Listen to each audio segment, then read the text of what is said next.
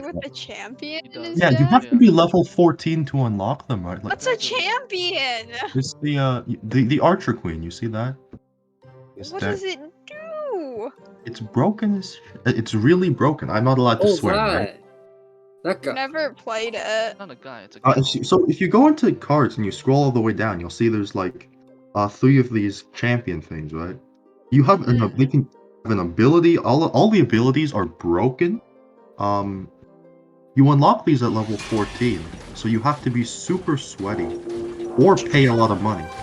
Hey, which guy is it that has the... He goes invisible and starts turning into a machine. Yeah, Caden. Caden, Oh, hey, no, man. try hard Caden. He's so sweat. I don't even know the guy, and I already know he's such a sweat.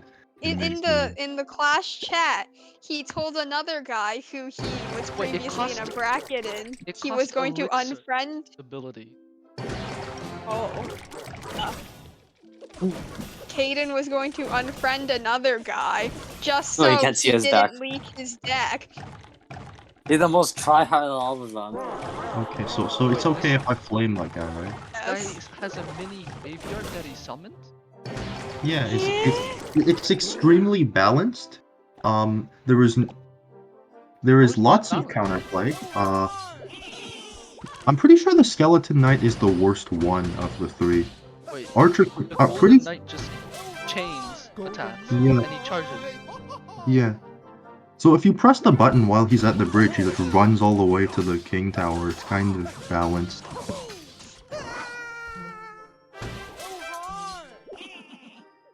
Also, it has so much health for no reason at all. Alright, anyways, you guys are live right now. Everyone can... Oh, it's live? It's live right now. I'm muting myself now. Oh god. Oh, I see it now. I see. You should probably use a different timer than this one. Not we're using the... Alright, whatever. You should ping everyone join the stream, right? You did that. You're one step ahead of me. Okay. So when do the games start? Do you know? 5? All the contestants. Alright. It's Are you 3 gonna be in the stream the entire time? The 3 of you. I assume you're just doing background work, right? I thought just the whole reason to have commentator tryouts is to have commentators, so you don't have to do that. Yeah, basically. So you guys are just gonna dip after what, like the tournament starts going on? No, we're gonna watch. You and Alan are too interesting. That's just not true. Kevin Yao. I need to unvip. Yo, it's Kevin. Yeah. Hold on, I can't see chat for some. Is chat enabled? Yeah, chat's Oh, there we go. Okay. No, I just had it zoomed in. Okay. Hello, Kevin. How's it going? All right. So where was I? You do have BlueStacks running. It's looking good, right? That's looking. Okay. Right now it's just... Mm-hmm. I'm ready to hear your question. Alright, Kevin seems to have this idea that I'm going to go off on a tangent. I'm not. Yes, tangent. For the record, I'm not. Where is Alan? Didn't he say he'd be here at like 4:45? Oh, there we go.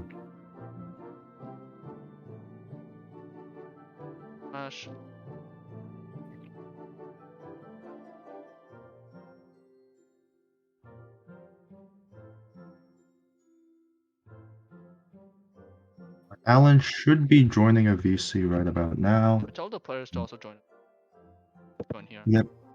Join. So we get to talk to the players before the game, I assume. Okay. Okay, I'll pin all of them. And there's Alan in the lobby. Get him in here. There we go. Alan, hello. We are live. There's, for some reason, 18 people already watching. 18 people watching? I think it's because I promoted it to my math club Discord. I just finished my lesson. It was fun. It was cool. Should I post this to debate club? Let's do that. Yeah, you want to do? There's like a ton of club crossovers right now. Yep. Yeah, there's like. I don't feel good pinging everyone, so I'll just. Okay. Gonna ping everyone. No, I'm not going to, because that's a scummy thing to do. I ping everyone all the time. I abuse my power within the math cord. Also, everyone's you're live right now, so everyone's. No. Yeah, I could tell by how Larry was talking. It's his intonation. Yeah, I know. I have this, like, I don't even stream, and I have a streamer voice. It's kind of weird. You have a debate voice. Is this my debate voice? I guess I feel like I'm more relaxed than I do when I debate. Because when I debate, I'm speaking at light speed, right? I think you've inherited your debate voice, Should and I- now it's should just I your go normal do voice. delay? I'm gonna delay. OBS delay. You know one of my theories, Larry? Mm-hmm. I think that at one point, sometime when you're a young little boy, you like a young little eunuch, all right? You had a non-debate voice. Called him eunuch? What the hell's wrong with you, man? What's wrong with eunuch? Eunuch is just it's like even used in Shakespeare. It's an appropriate term. What are you It's an thinking incorrect about? use of the word, because eunuch means someone who has had their member forcibly removed, Yeah. right? And at that point, it hadn't been removed; it had just not developed. So What eunuch would be incorrect. When I read 12th Night, it said that the book said that it literally meant somebody with like a young boy with girlish voice. They don't need to be castrated. It's just before puberty, You see, before that their was voice in cracks. Shakespeare's time. The meaning of the word has transformed since then. Anyway. Oh. By the way, I don't think you need to do OBS stream delay, because Twitch has a natural stream delay, It's right? only 3 seconds. I'm Yeah, adding that's 20 more seconds than... on. Not how fast-paced Clash Royale is. There's more than... It's not that fast-paced when at the start, but yeah, you need your attention. Yeah. I switched So it. if you're gonna try to stream snipe, you can... Look at this. Clean. Kinda. Read. It's pretty clean. Yeah. Oh, It stopped being clean. Alright, and we're good to go. can the stream see you fidgeting in OBS? No. Yes. I mean, you can just Are you- want to stream it. Because you're on like laptop, right? No dual monitor setup. Doesn't really matter. I mean, I can pull it. I need to pull on my phone to see the participant decks. Alright. Actually, I should do the same. Where is my phone? Here we go. So, do you know when the matches start? Because I was never given a schedule for this. Is there even a schedule for this? 520. 5:20. I have So no idea 5:20 precisely? We should probably ping the people participating. I am pull distance. Alright, let Max. Sorry. Bye bye, Max. Hello, Kaden. Bye bye, Kaden. You should probably let them say something, right? Like introduce themselves. Okay. Talk about their two decks. wanna- Hey, welcome to the stream. You guys are live right now, so yeah, broadcasting what to do you 20 want? people on Twitch. What do you want? So first, just do a general self-introduction. Max, you can go first because you got here first. Oh, okay. Hi, I'm Max at I'm in grade 12. Yeah. All right. And Short and Max. simple. I like it. Caden? My name's Caden. I'm in grade 11. Okay. Good. How long have you Alright. been playing? I've had my account since like pretty early into the game's release, but I have had lots of breaks since then. Understandable. Yeah, I think it's the same for me. Yeah. A lot of breaks and getting hooked on again. So who's left? That we haven't introduced. The four I think players. I think it's We'll just just wait these for two. them to show up because they don't need to be here yet, technically. So you guys are doing good, showing initiative. Do you want to talk about the decks that you brought to the tournament? So we can flame them, talk about them, discuss. Jonathan is actually just struggling to get into the VC right now. Okay. Oh. So we'll wait for him for a second. Kevin's going to use exec powers to pull him into the call. And Boom. there we go. Jonathan, how's it going? You're How's it you're going, live right Jonathan? now on Twitch. We're talking about just introducing the people who are going to be competing in the finals of our Clash Royale tournament. Why don't you introduce yourself very briefly? Nice. Are we live right now? We are live, yes. Amazing. Okay. Hi guys, my name is Jonathan, and I am a certified Clash Royale sweat. All right. Love to There's see it. nothing wrong with that. Yeah. Of course, you would say that, Alan. All right. No, there's just completely nothing wrong with that. It's all completely fine. It's just a beautiful game. And that's how you get into That's a little horrible feeling. questionable. I can't lie. Anyways, we're gonna ask you the same thing we asked the other two participants. Firstly, how long have you been playing this game, approximately? This game, I have my 5-year badge, but I've probably only been playing for like 3 years. I took a pretty big break. Yeah, same. Everyone has that kind of story. You picked it up in like grade 7, Yeah, dropped it yeah. for 3 years, picked it up again in high school. Yep. And Can you guys tell us a little bit about how you prepared for this? Did you prepare at all? Even? I'll Played a go classic first. challenge. Oh, okay, go. No, I was just gonna say I played a classic challenge, and that was it. Did you get 12 wins? Yeah. Of course you did. Of course you did. What? Some serious competition.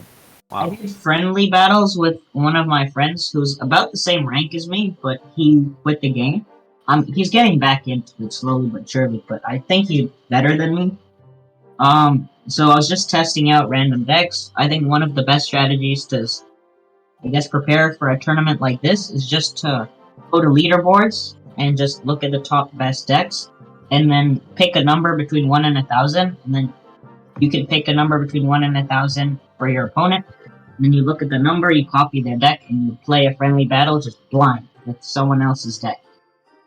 I like to do that.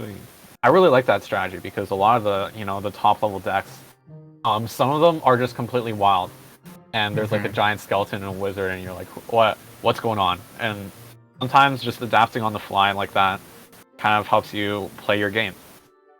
All right, I kind of like how you prepared for this. I think it really helps you learn a lot of the mechanics with cards you may not use, and maybe you'll find like a really good deck that you're good at. Maybe play a royal tournament with it, or whatever those tournaments are called, and maybe you'll get a few wins, and you'll just keep practicing, and it'll eventually become one of the mains. All right, sounds good. Basically, you prepared by learning the matchups for some of the decks that you might encounter, because a lot of decks are very niche, right? Yeah, I'm guessing since this is top 4, a lot of people will be using classic decks, maybe Ogbait 2.6, or a lot of the classic decks that you might have a lot more experience with. Yep, and we're going to go over people's decks in just a bit, and you're going to find out how correct your predictions so far have been. Anyone else want to speak up about how they prepare for the tournament? Or just about their place? Yep, go ahead. Talking about classic decks, I prepared by making my own decks. Yeah. Wow. Okay. Yeah. It's pretty spicy. But haven't been lucky in the classic challenges. I tried like a few times, and never got more than 3 wins. I'm looking at your decks right now. I don't know if the other competitors are privy to this information, but they look pretty spicy right now. And I'm really excited to see these decks being used on the field. So even if you don't necessarily win the entire tournament, I think it's still a W in my book. So Alan's gonna have biased commentary, clearly rooting for one of the competitors. But I agree, the decks are really spicy. We'll go over that in just a bit. Finally, you want to share or?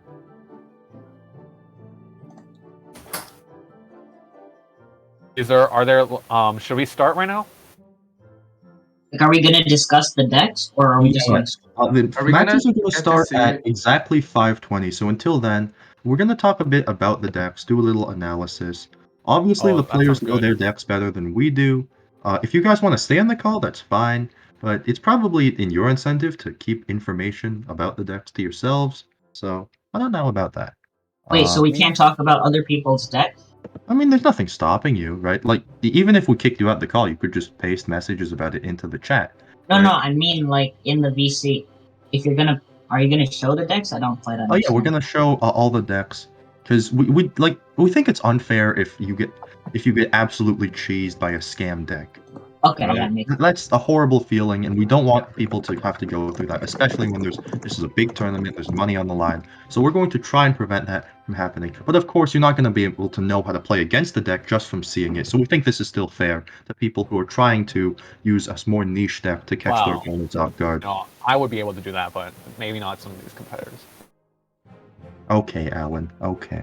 Anyway, so let's start by pulling up the decks of the first competitor. Is there anyone who wants to volunteer for tribute? Maybe explain their decks, their thought process in picking their decks? And if not, we'll just do it ourselves. We'll go through the list of decks.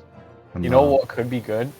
The other option is that me and Larry are in here and we spread some rumors. We say some hot chi-chi and we talk our stuff. We talk our talk about the decks and we don't pull back punches. Wow. I feel like I'd get hit pretty hard with that. It's alright. I'm looking at the deck. I'm looking at the decks right now. I overplayed that. They're all good. They're all good. So. Yeah, you just had to rescind what you said because you realized that you would just be targeting me. Right? No, there's no. Well, how could you say that? No, there's no way. I wasn't saying that. All right. Enough stalling around. Let's show up the decks of the first player. I'm just gonna go in order in the list that they were presented to us. So the first, or Junfu's not here. We shouldn't go over his decks yet. Let's go left to right, top to bottom. All right.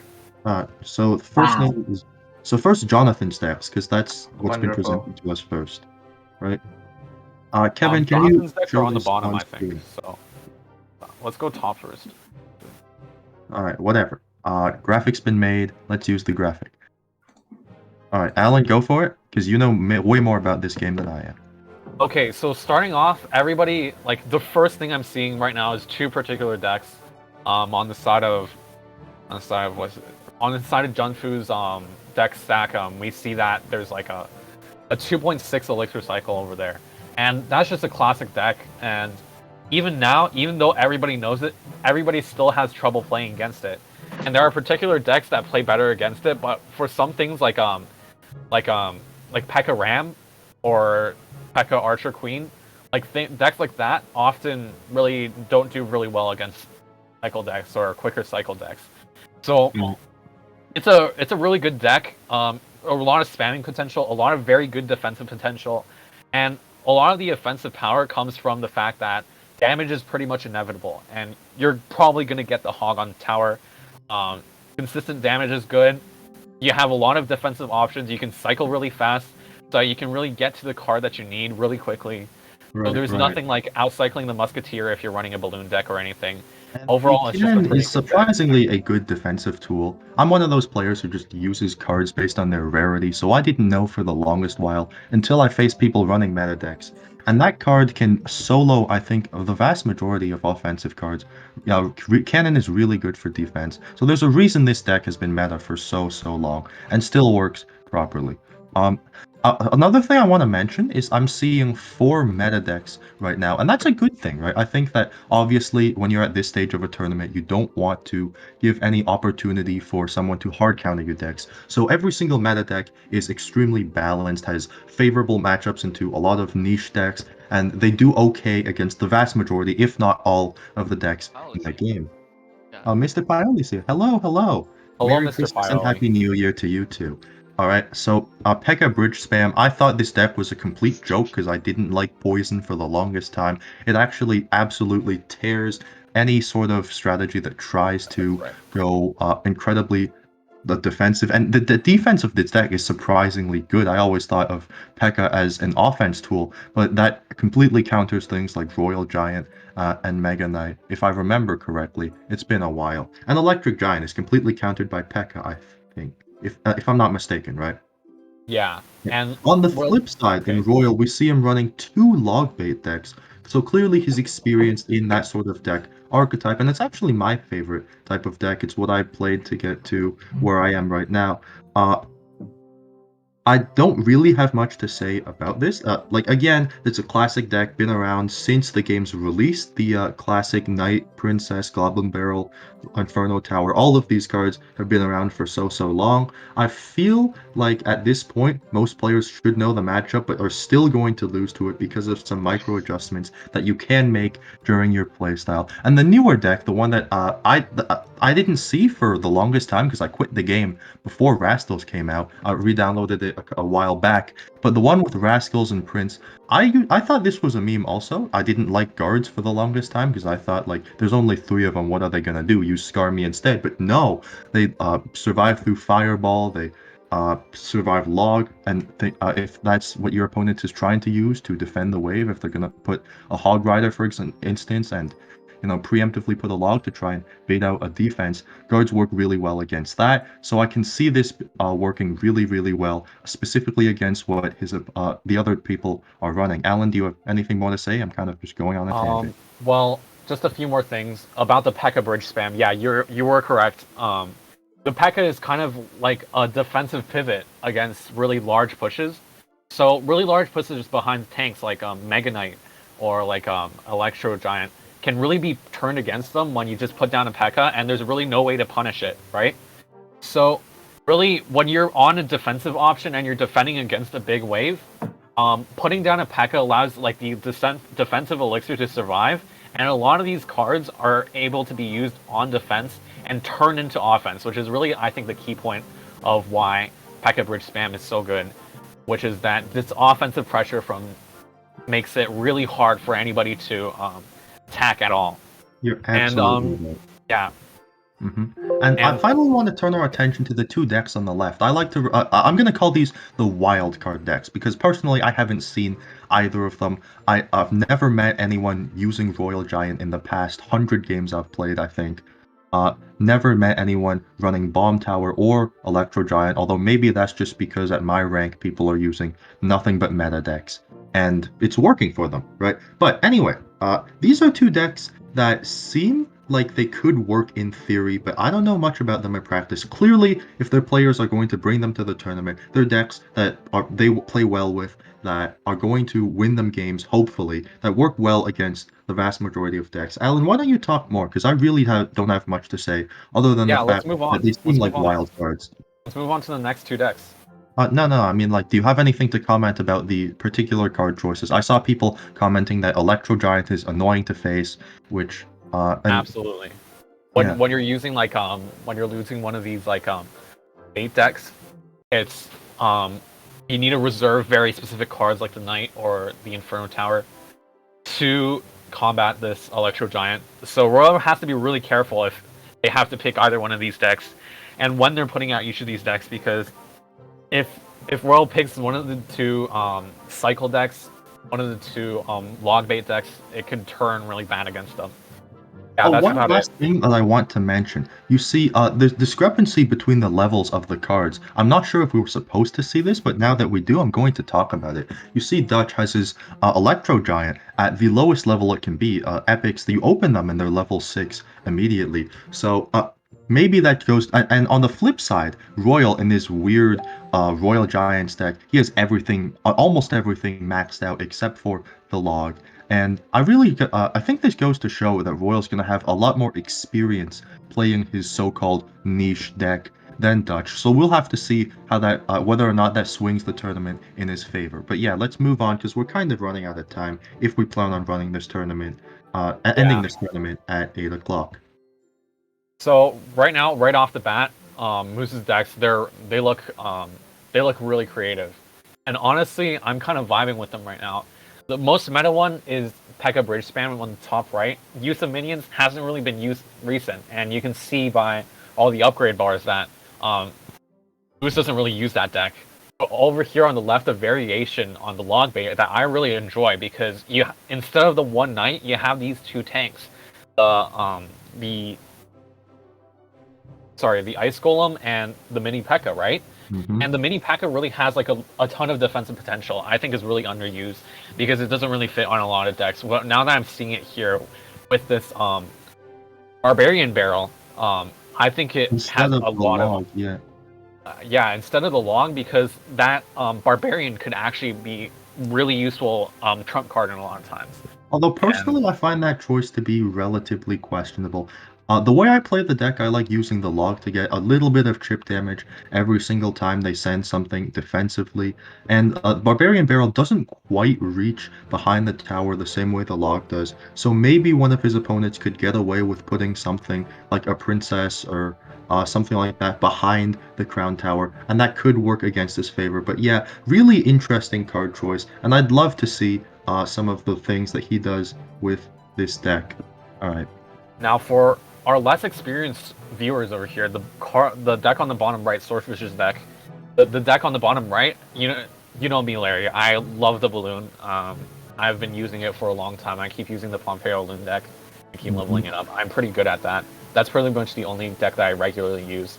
And the bottom right deck, believe it or not, is actually a really meta deck from, I think the beginning of 2021. I'm not entirely sure, but it at one point was a meta deck, and it still is. You can see the strong defensive potential of Fisherman just pulling in troops. It's just really such a good card, and it's I actually really, can't say I know that because I quit the game before it was released, and I have not met a single person using it because you unlock it in Legendary Arena, and I just got there.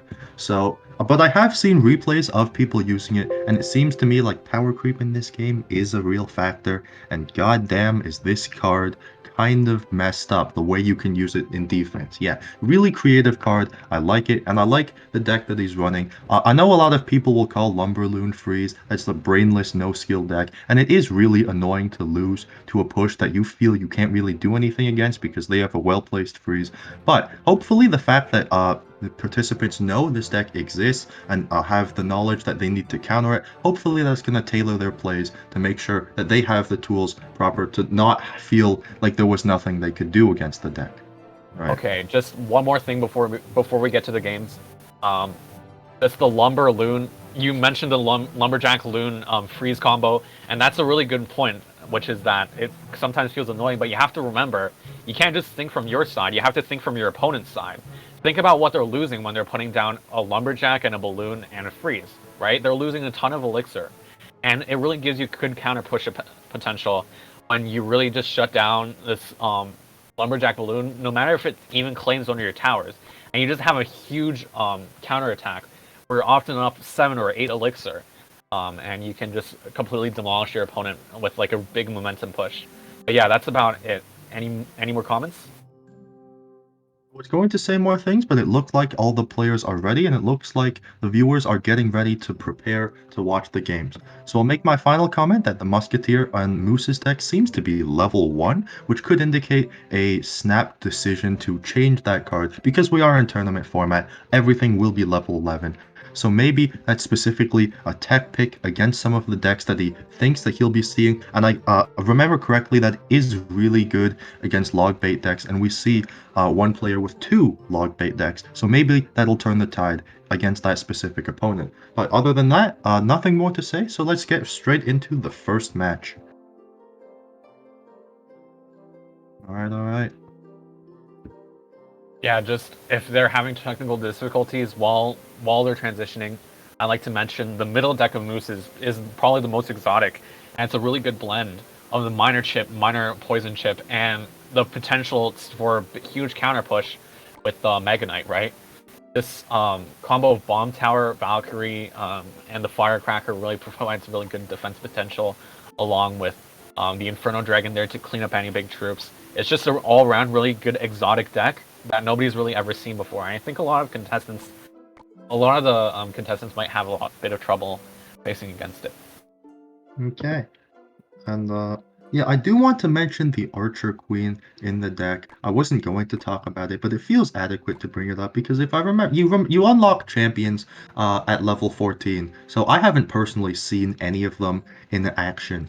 And I do know what they do because I browsed over them and I saw they had abilities, which seemed really interesting to me. I don't even know what the UI for that looks like yet because I've never personally used one of them. So you want to talk about that? Because I feel like the vast majority of the people watching aren't going to be at level 14. I don't want to talk about that because we're about to get into a game here, Larry. And I think you that this game... because every game starts out slow while their opponents are trying each other out. I think we can have a little conversation about this. And just we'll transition into the game when that happens. So, okay, sounds good. You guys can start now. Yep. And yeah, if the players could leave the call, because we're gonna obviously we're gonna talk about the game. We're like, are we on a delay? I don't know, but you probably want to leave the call because we're gonna say things that are gonna mess with your plays. Obviously, you guys are leagues better than us at the game, because we're commentating and not in the tournament, right? There we go. Players have left. Actually, Caden's still here. Is he playing for any second now? When the I guess you can stay here if you're not playing.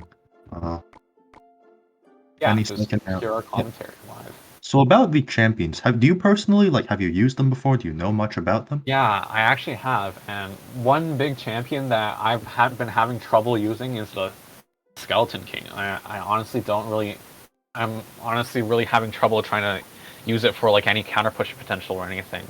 But yeah, Archer Queen is just a really solid card. You spend 1 elixir for it to turn invisible and no troops to attack it and go haywire and like do a lot of damage. So it's really good against like balloons. And we're going right into the game. And Larry, there's the Archer Queen you wanted to see. There's the Slaying Queen there. And And it looks like both players are going to try and test each other out. No one's going for anything too crazy. Both are going to try and save up the 10 elixir before they make their play. But plays have been made. Bandit on the left side with the Mega Knight on the right. Mega Knight looks like it's about to die. Probably gonna need no more defense, and the Electro Wizard is the perfect counter to that Inferno Dragon. So yeah, looks like no player is at a significant advantage right now in terms of damage, in terms of elixir. Everything's looking even so far. So we'll see if players begin to make some moves, and the move has been made. Offensive Miner to defend the Musketeer, but the Battering Ram is going to activate the King Tower because of the Musketeer. Yep, great defensive plays have been made. And I'm going to let you talk a bit about the sort of macro of the match. yeah, really, we saw that early Bandit, and that did a lot of damage. And this like Mega Knight Inferno Dragon push really just got shut down. So really asserting their Swordfish asserting their dominance in the first match here, and it's looking really bad for. Yeah, the Archer Queen, it's invisible, it's going to get tons of damage, while the Mega Knight makes its way down the side. Was that a misclick or a cycle? We may never know, but it seemed that it didn't do all that much. So the Mega Knight is going to connect with the tower. P.E.K.K.A.'s going to come down a little too late. Still, Mega Knight's not going to get too much damage, and it does seem still that Swordfish is going to be dominating in this game. Let's see what defense. Huge elixir lead, yep. huge damage lead, just all around, just. And that bomb tower placement gonna I don't know if that was intentional or not, but the P.E.K.K.A. is not going to target it. He has the crying log emote. Definitely not intentionally. You definitely don't want to lose your tower there. So yeah,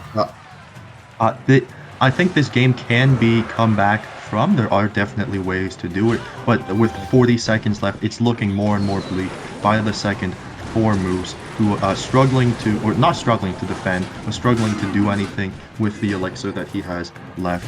That Miner is going to get a little bit of damage in, but it's not enough. Archer Queen going to do its thing. Looks like it's going to be possibly a 3-crown game as Moose desperately tries to defend. His tower is going to live with 2 health, but I'm pretty sure the... I don't remember what spells the deck was running. I think that it should have some way to finish off the tower. Ultimately, though, it's not even going to matter. 5 seconds left. And yeah, it seems like Swordfish is going to take game number 1. And there's the zap, just to rub it in, just to take that tower. And if I'm Moose here, I would just, if I'm Max here, I would just be taking a second and saying, well, that was just like a few minor mistakes that snowballed into a really big one. You know, Yeah. with the P.E.K.K.A. bridge spam, it's really easy to do that. And really it's gotta really pay not a good attention to matchup. You know, you got the P.E.K.K.A. against the Mega Knight, which and you got the Electro Wizard to deal with the Inferno Dragon, which is really the only counter to the really only good counter, hard counter to this P.E.K.K.A. So really, just if I were Moose, I would just try my best to rub it all off and say, well, that was just like a fluke. It won't happen again. I'm just going to gather my mental and just go into this next game feeling good, feeling confident, So and far, just knowing the chances were turned against me. Go on. It looks like Moose has switched to using his own P.E.K.K.A. bridge spam deck, and the Royal Guards are going to come down. I've always thought that card wasn't too good, because I didn't like the concept of this crazy expensive card that doesn't even do pretty much in a single lane. But it looks like that card is actually really good. I've seen it used in many ways in the past couple of weeks while I'm preparing to cast this tournament. So let's see how this match is going to progress. Yeah. And the big appeal of the card is that it's just a ton of stuff. It's just stuff on the board. And it's really hard to get rid of because they all have shields, and shields suck. Yeah, oftentimes I've found that if your opponents use that to defend your whatever push you're trying to create, you're going to let the two guards on the other side of the map slip through, and those are going to do some really big damage. So yeah, I've come to like the card. I think it's really versatile. It's a really good card. And let's see how the plays are going to go. No significant damage on any tower, even Elixir, but the Musketeer is going to come down on the lane. Magic Archer going to be able to defend that as it walks down the lane. Swordfish is looking to... Yeah, the Fisherman, we talked about this. One of my first times seeing the card. Gonna activate this King Tower, unfortunately, for Moose. Let's see if that plays into any significant way. And that yeah, was minions, definitely calculated. definitely, yeah. Absolutely. You always want to try and activate your King Tower early. Get that extra defense. Could mean win or lose in a game like this, where small mistakes slowly snowball into win or lose. Both players, again, going to try and prepare for some sort of big push, saving up to 10 Elixir. We see the P.E.K.K.A. on the left side for Moose. Royal Guards in the back for Swordfish. Both players not really doing anything, want to wait for their opponent to make the first move. We've talked before about how in this game you really want to try and make it a defensive push, use your defensive cards and whatever remains of them to do most of the attack damage in this game, because then you're even in Elixir and you're up on damage. So yeah, it's probably a really good strategy to wait out your opponent. But we see the balloon coming down and it looks like it's going to get a shot off even with the minions. Yeah, the balloon does manage to deal significant damage to the tower, and that could be what turns the tide of this game, because with just 20 seconds left, one more balloon push might be just what it takes to do it. Wow, it's just some A-class, S-class Clash Royale here. The early King activation, the Royal Recruits just shutting everything down, the Fisherman in the middle of the river. It's just all perfectly planned. Just shut down moves. And that Royal Guards as close to the bridge as possible to go back and do defense while their companions go on to do the attack. The balloon in the other side of the lane, I personally don't know much about that push. Looks like he was trying to get around the minions, and that freeze is going to make it so that his balloon is able to get at least one shot off, and now he's up on damage on both towers. So if he ever has to, he's not going to have to go through the 2-count, but now his opponent has to be wary of defending both lanes, and you always got to have some Elixir in the tank. So he's basically prevented his opponent from being able to make some sort of crazy plays to try and rush down one tower. So really smart strategic play, I feel, putting the balloon on one side, because he knows that if he put the balloon on the side that with the tower with lower HP, his opponent would have gone crazy trying to defend that. It probably would have worked. He probably wouldn't have gotten any significant damage. But we finally see Moose getting some damage on the left tower. Yeah, that push ultimately ended up successful. Let's see if the balloon on the right side is going to be able to do anything. Desperate snowball, but the freeze on the tower is going to mean that, yeah, it's game 2 going to Swordfish, and I believe the first couple of rounds are a best of 3, so that means that the set is ultimately going to go in the favor of Swordfish. Well played to both of these players, making some absolutely incredible plays, but at the end of the day, you can only have one winner, and that one winner is going to be Swordfish. So again, congratulations to the players, and I think we're going to move on to the second round of the tournament, or second match of the tournament, against our other two not finalists, top 4 players. We'll see if it's going to take some time for them to maybe load up their games, pick their decks. Well, I'd like a little bit to talk about that game and let it sink in, because that was just a masterclass. The Fisherman placement to activate the King Tower, oh my god, that was some sweet tech, you know? Yeah, it seems really obvious to do sorts of things like that from an outsider perspective, but you have to understand the sort of thought that went into that. And as someone who has personally attended, well, not Clash Royale tournaments, but who has attended tournaments, there's a lot of thought process that goes into things like building decks. Maybe the Fisherman was purposely there in order for this sort of scenario. Maybe it's better to normally run some other card, or maybe that's just a really good decision in general. Yep. Alan, do you have anything you want to say? Well, I was just wanting to sink in that game because I feel like one of the biggest mistakes that was made on the side of Max, the few of the mistakes that were few and far between, were that the big P.E.K.K.A. placements to defend against the Royal Recruits.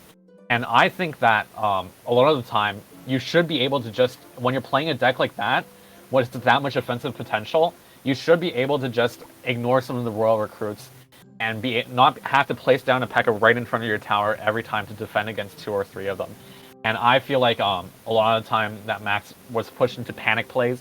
He didn't really know what to do, and if I'm being honest, a lot of the times I felt like I was really helpless in the hands of the Royal Recruits and the Lumberjack Balloon. It was just all a cascading wave of damage, and it was just such a masterclass. And especially in a tournament setting like this, stakes are high, the pressure is on, and you're bound to, like, players who aren't trained in this sort of thing or don't have lots of practice in the game are bound to slip up and make some mistakes. So yeah, the fact that you're able to make smart, calculated plays in an environment like this just goes to show the skill that these players have. And we're going to move on to the second set of the tournament. Yeah, both players, again, starting off sizing each other up, trying to cycle it out. And we see the Mother Witch in the back dies to Fireball. I'm not too sure about the Mother Witch in the back. Do you want to talk about it? Because it's another card that's relatively new. I haven't encountered it, yeah. Well, for our newer Clash Royale viewers over here, and Larry, Mother Witch is a card that has like really good potential against swarms. If a big Skarmy is coming down the board, you can place down a Mother Witch, and everything that the Mother Witch kills turns into a small hog that goes to the other, that targets your opponent's towers and buildings. It seems to me like it's the ultimate comeback card. Is your opponent has a swarm coming down, you can instantly turn that into your own offense with just a 4 elixir card. So yeah, we'll see how that's in the overall in this. We finally see the first big push coming out from both players. Electro Giant from Dutch, Royal Giant from Royal JJ. Let's see how this turns out. Royal Giant going to get significant damage, and I don't think the Mother Witch is the card for this scenario.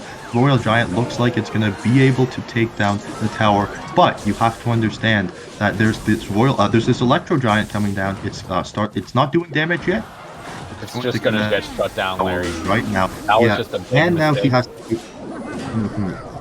The stream is actually lagging for me, so I can't quite see what's going on.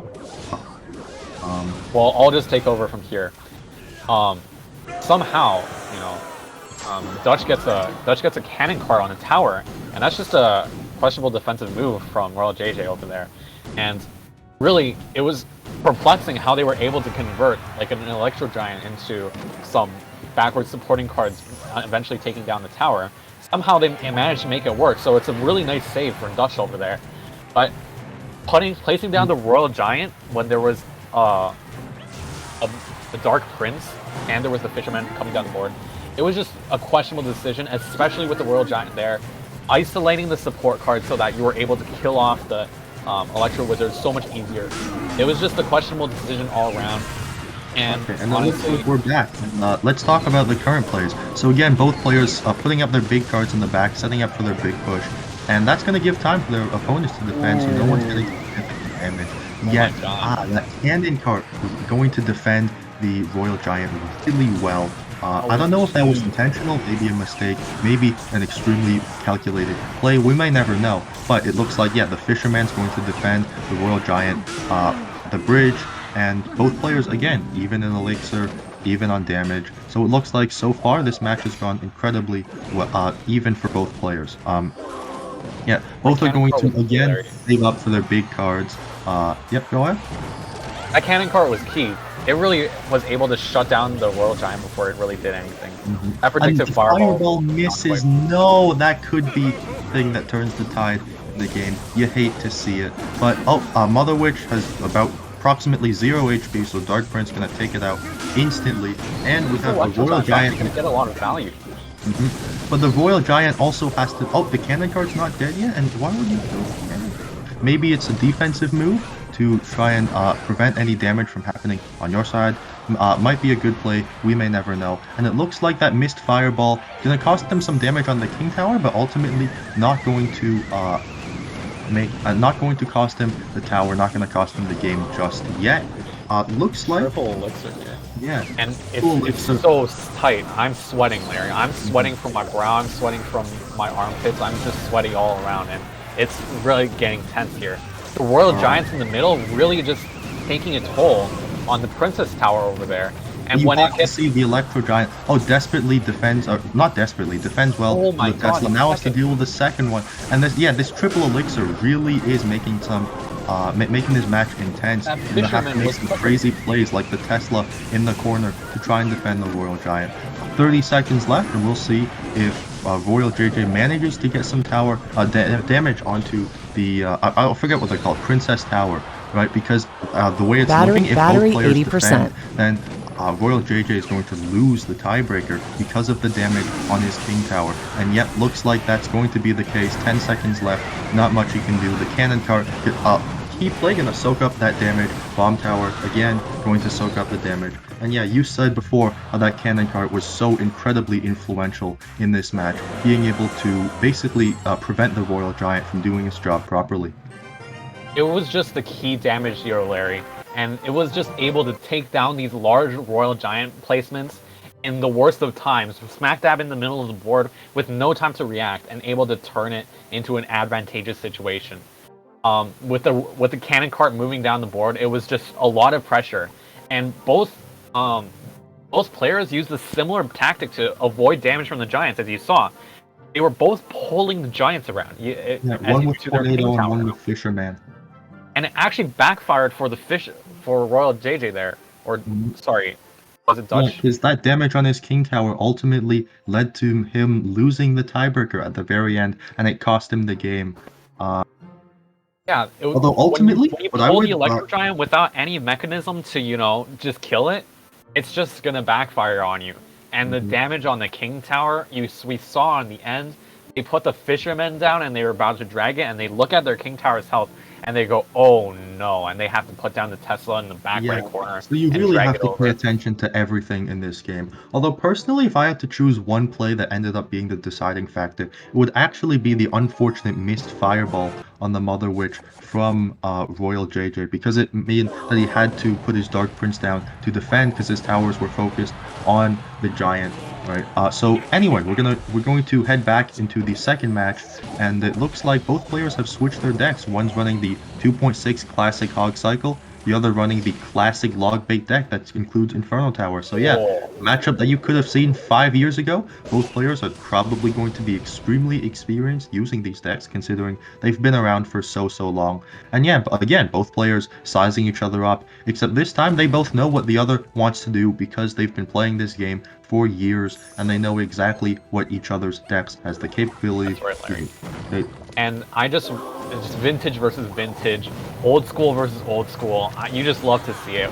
We're turning back the clock now to 2016, or not 2016. I'm not sure I like that log at the bridge from Dutch here, because it's going to matter a lot when you're playing against a deck whose name is Log Bait, I feel. Right? Whereas Royal JJ, on the other hand, doesn't really have to worry about having much to log. I know it can be useful to prevent the Hog Rider from getting one hit, and that like couple hundred damage can matter in a lot of situations, but it's probably gonna matter a lot more against a Goblin Barrel. Dutch managing to catch that sneaky Goblin Barrel in the back. Absolutely red.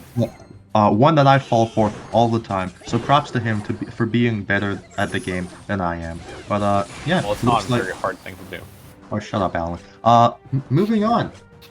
Both players, again, saving up their elixir, trying to make some sort of big play. Either that or trying to react to something their opponents are doing and end up winning some free damage, basically, with the counter push.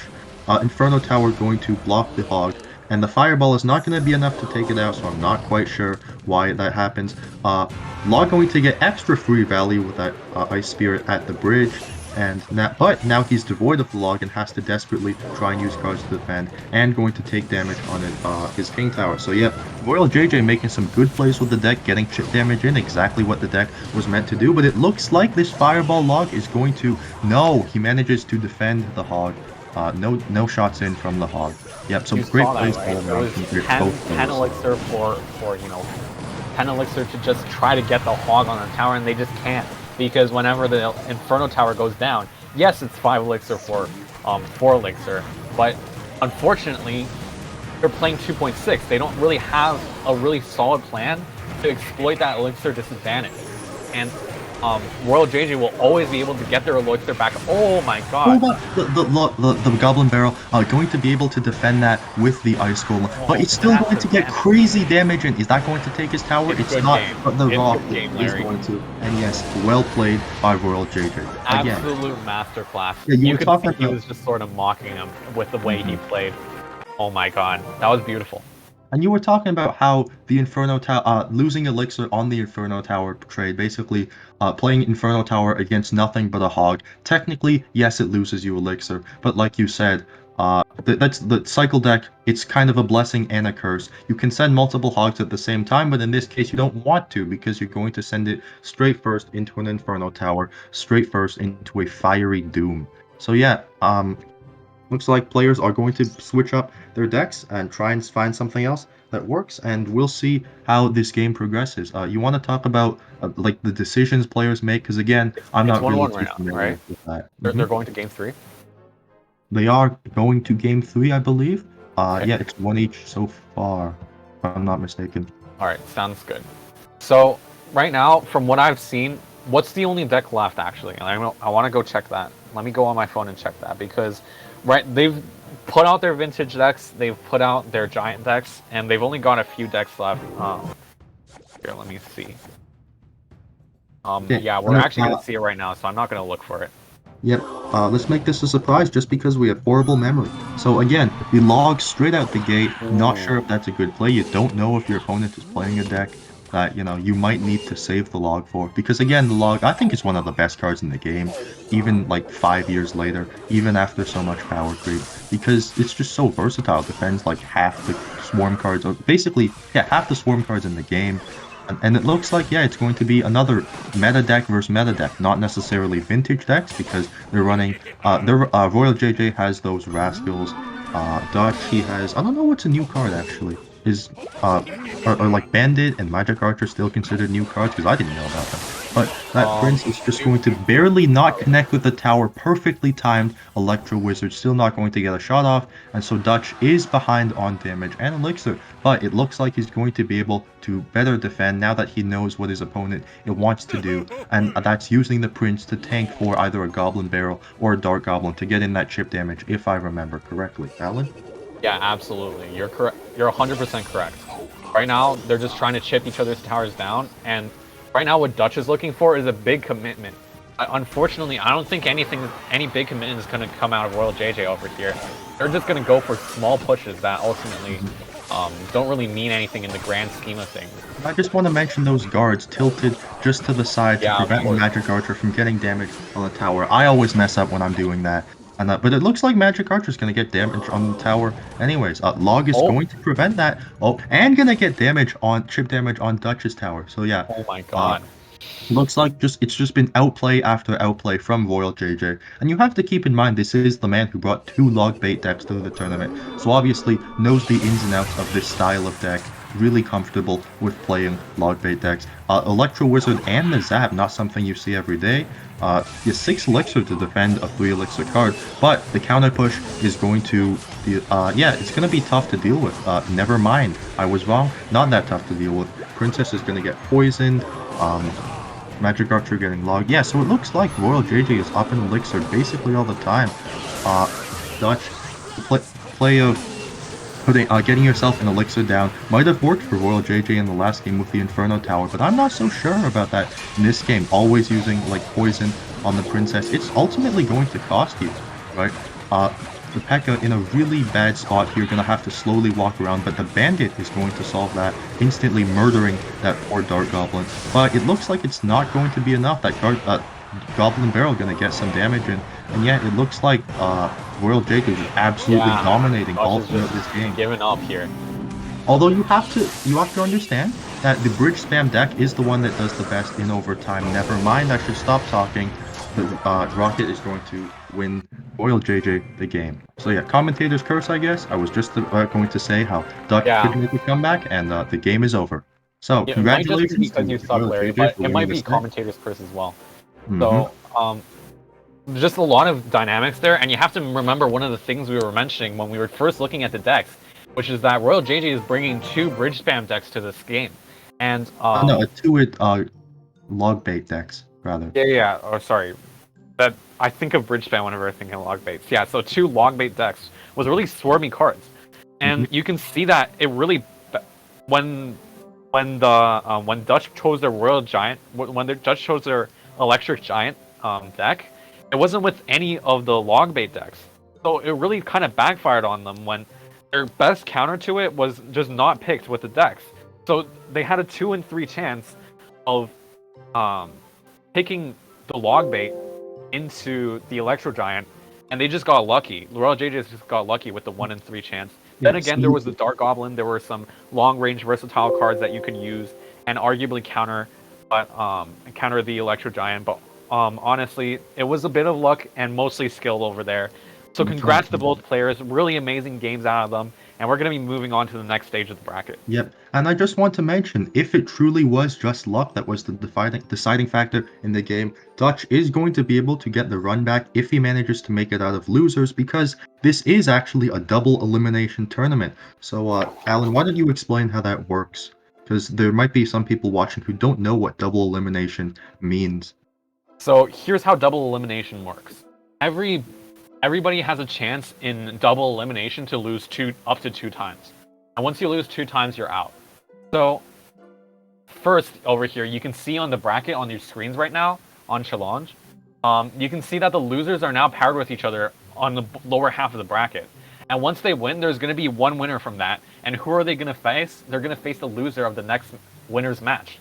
So for the winner's final in the top half, we can see Royal JJ and Swordfish. They're going to be duking it out. And the loser of that match is going to be facing the winner of Dutch and Moose. So these players are going to have a second chance to show off their decks and their ability, and show off some of their tech that we saw there with the King Tower activations. So if anybody's rooting for any particular player, don't go yet, because we still have a lot of Clash Royale to play. I think this bracket actually isn't made correctly because there is no losers final. Remember, everyone is still in the tournament even after losing once, and the player who does get to never mind it.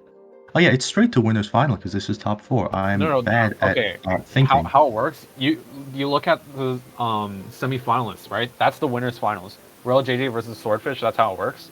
And the loser of that goes to losers finals, and then both the winner and the loser are paired in 2 finals, right? If the winner of the losers finals wins, well then both players have 1 loss, right? So nobody gets eliminated. So they just run back the entire thing and they play another final. That's how I learned this from like watching Smash Melee. But yeah, same. Oh, you watch Melee? Oh, interesting. Yeah, dude. Really small community, and one that I'm interested in too. It's not small anymore, but it's still pretty small. It is definitely small. If you see like random games being posted on YouTube, Smash games have hundreds of thousands of views. Melee games there were have 70,000 concurrent viewers for Smash Summit 12. Larry, you uncultured swine. All right, whatever. It's alright. Unless you're in the community, you don't really see how big it is. But yeah, I don't really fault you for that. You probably only watch a Wombo Combo one.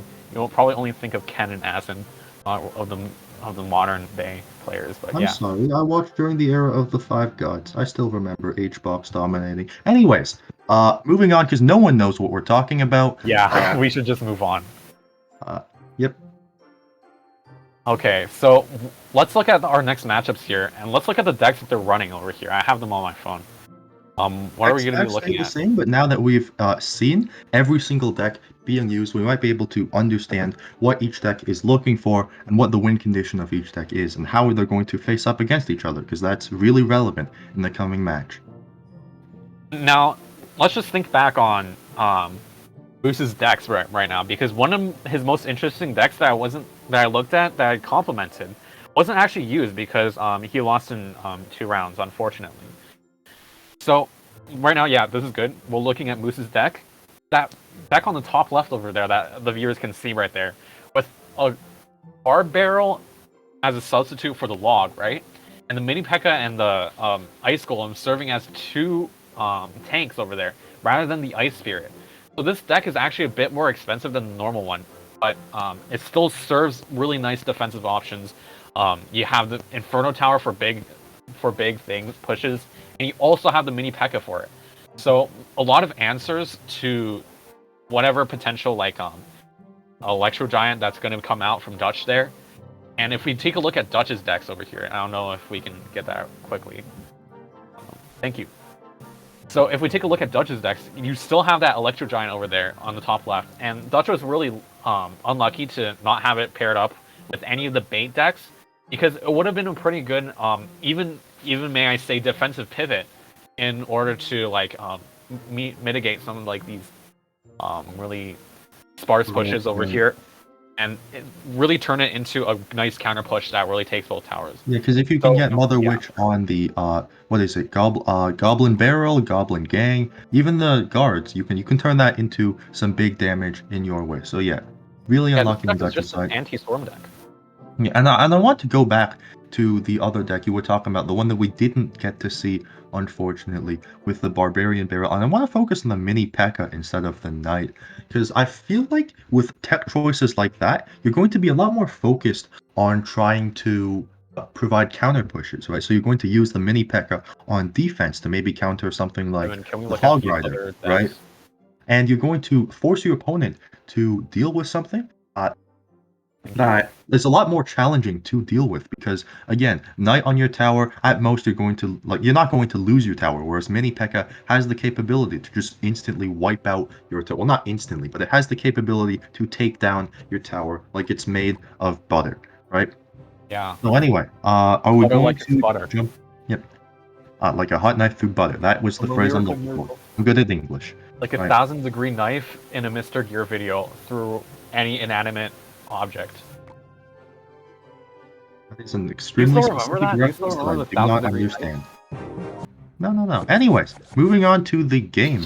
We don't know what decks either player are using yet, but it looks like it's going to be Dutch versus Moose. So this is going to be, I believe, the losers bracket, losers round 1. Yep. So straight out the gate with his bridge spam deck, the Battering Ram isn't going to connect, and the Bomb Tower actually the perfect card to defend against Battering Ram. So yeah, looks like Moose is going to be able to defend wave 1 properly. I don't think the Bandit is going to be able to get any damage because of that Bomb Tower. Oh, never mind. Okay, so Bandit going to get some chip damage in. Dutch is winning in damage, but Moose is going to be able to finally have a counter push of his own. Never mind.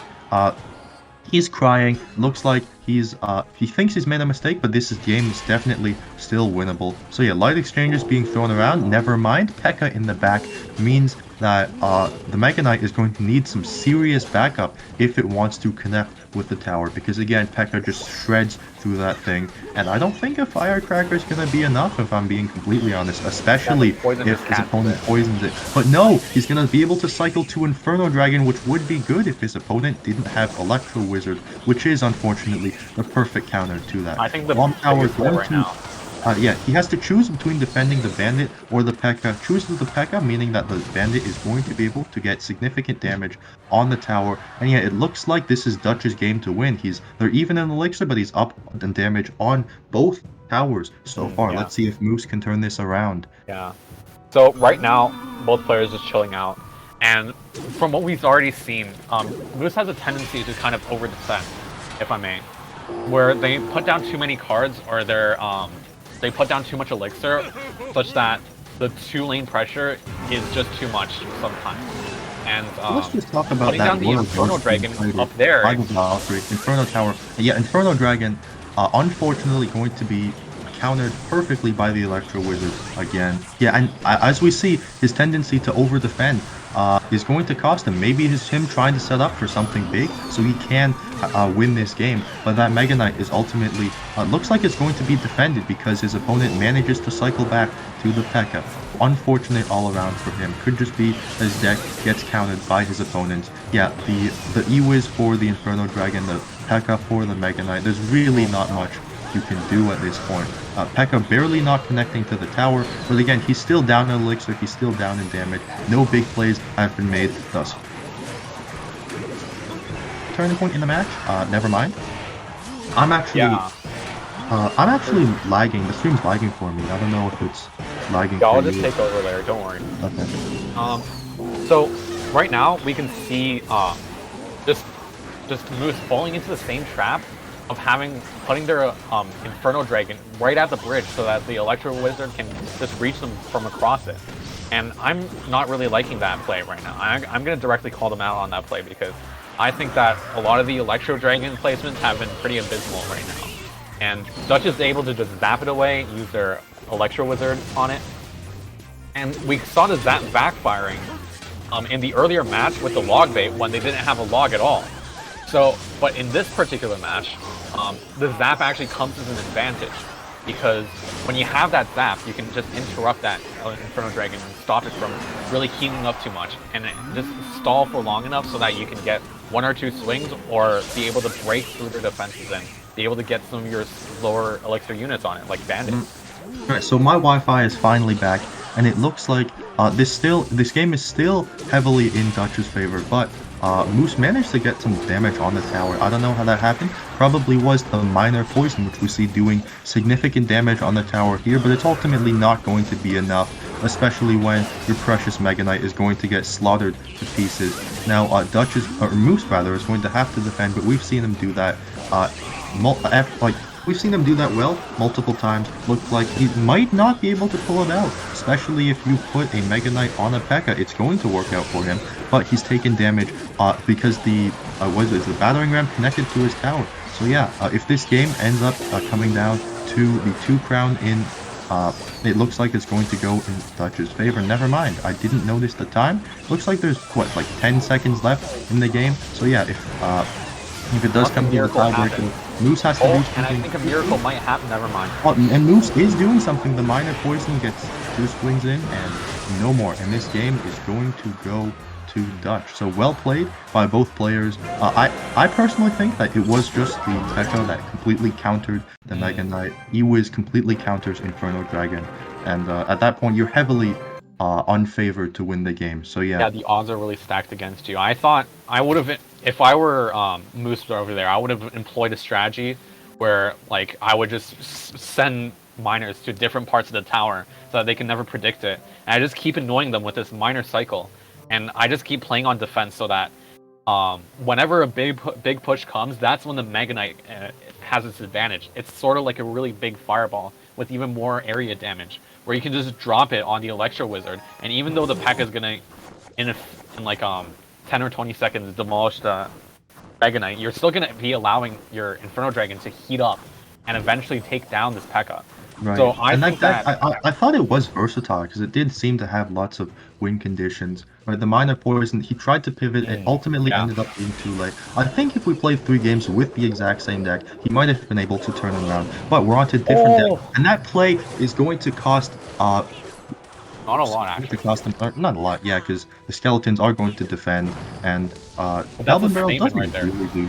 Yeah, but it is a statement that this is something you have to watch out for. You better, like, pay close attention to any Goblin Barrel I send, and maybe, just maybe, that could cause him to not pay enough attention to the opposite lane, right? And cause him to miss, I don't know, something that needs to be defended. But it looks like we're going to see this classic matchup again: the Goblin Bait, the Goblin Barrel Log Bait versus the 2.6 Hog Cycle. And again, we're seeing that Inferno Tower defending the single Hog Rider. So yeah, completely shutting off any damage potential that Dutch has from the his Hog Rider.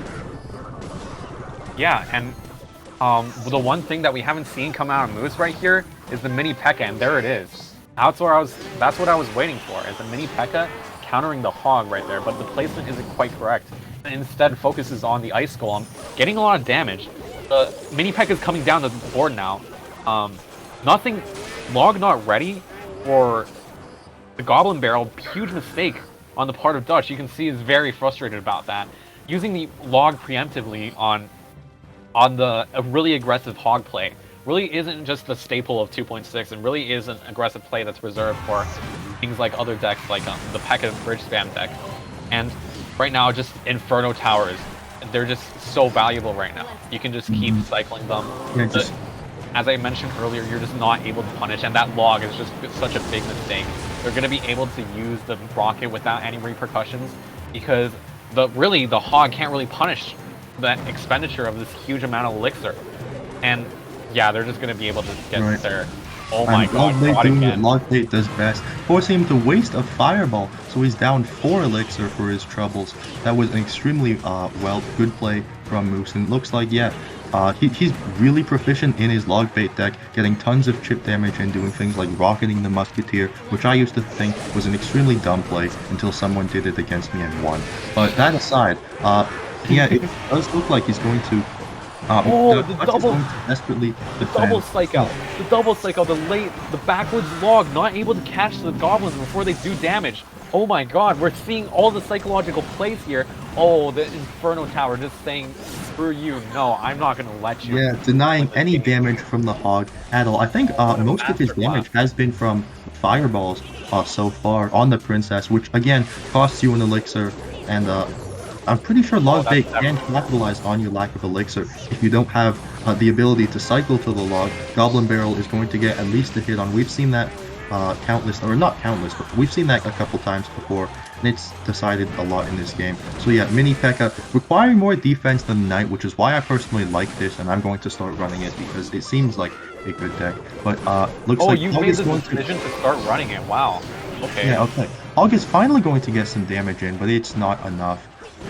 The Inferno Tower, yeah, looks like Moose wasn't able to cycle to his Inferno Tower. So yeah, that I think is what Hog Cycle does best. Just like baiting out the first Inferno Tower and cycling to your Hog again before your opponent can get it out. So that doesn't seem like it's going to be the case, especially when you're at triple elixir overtime right now. Opponents always going to have that Inferno Tower in their back pocket. And yeah, it looks like the Rocket is not going to... It's not going to take the tower, but the Goblin from the Goblin Barrel is. So, yep, well played by Moose. A little bit shaky at the end there, but all-around masterclass. Moose not able to showcase his abilities on this deck earlier, but now that we've seen it, we see it's amazing. We see some amazing play. We see some amazing denial of the 2.6 Hog Cycle. Really just shows that Moose is really proficient in this matchup, and they really understand what they're going up against going into it. Mm-hmm. And that's the thing, if you take a deck that was made 5 years ago and everyone's been playing against for years and years, that sort of thing is going to happen. So let's see if the decks this time are going to be relatively newer, contain new cards, contain new meta choices. Players just sitting around at 10 elixir waiting for the first to make a play. So it looks like both of them are going to try and bait out some sort of punish. There's been like 10 elixir leaked across the board already. Really seems like both players want to be the one having the counter push. Yeah. Yeah. Not really a lot of the people on ladder that I play against... Oh, were you about to say something? No, go ahead. A lot of the people I play against on ladder, they just really like waiting out, and they have like a witch and a wizard, and they use those cards because they only play during recess. And whenever I'm waiting for them to make a play, and when I just put something down, they just place the counter to it, just running down the board, just kind of mocking me.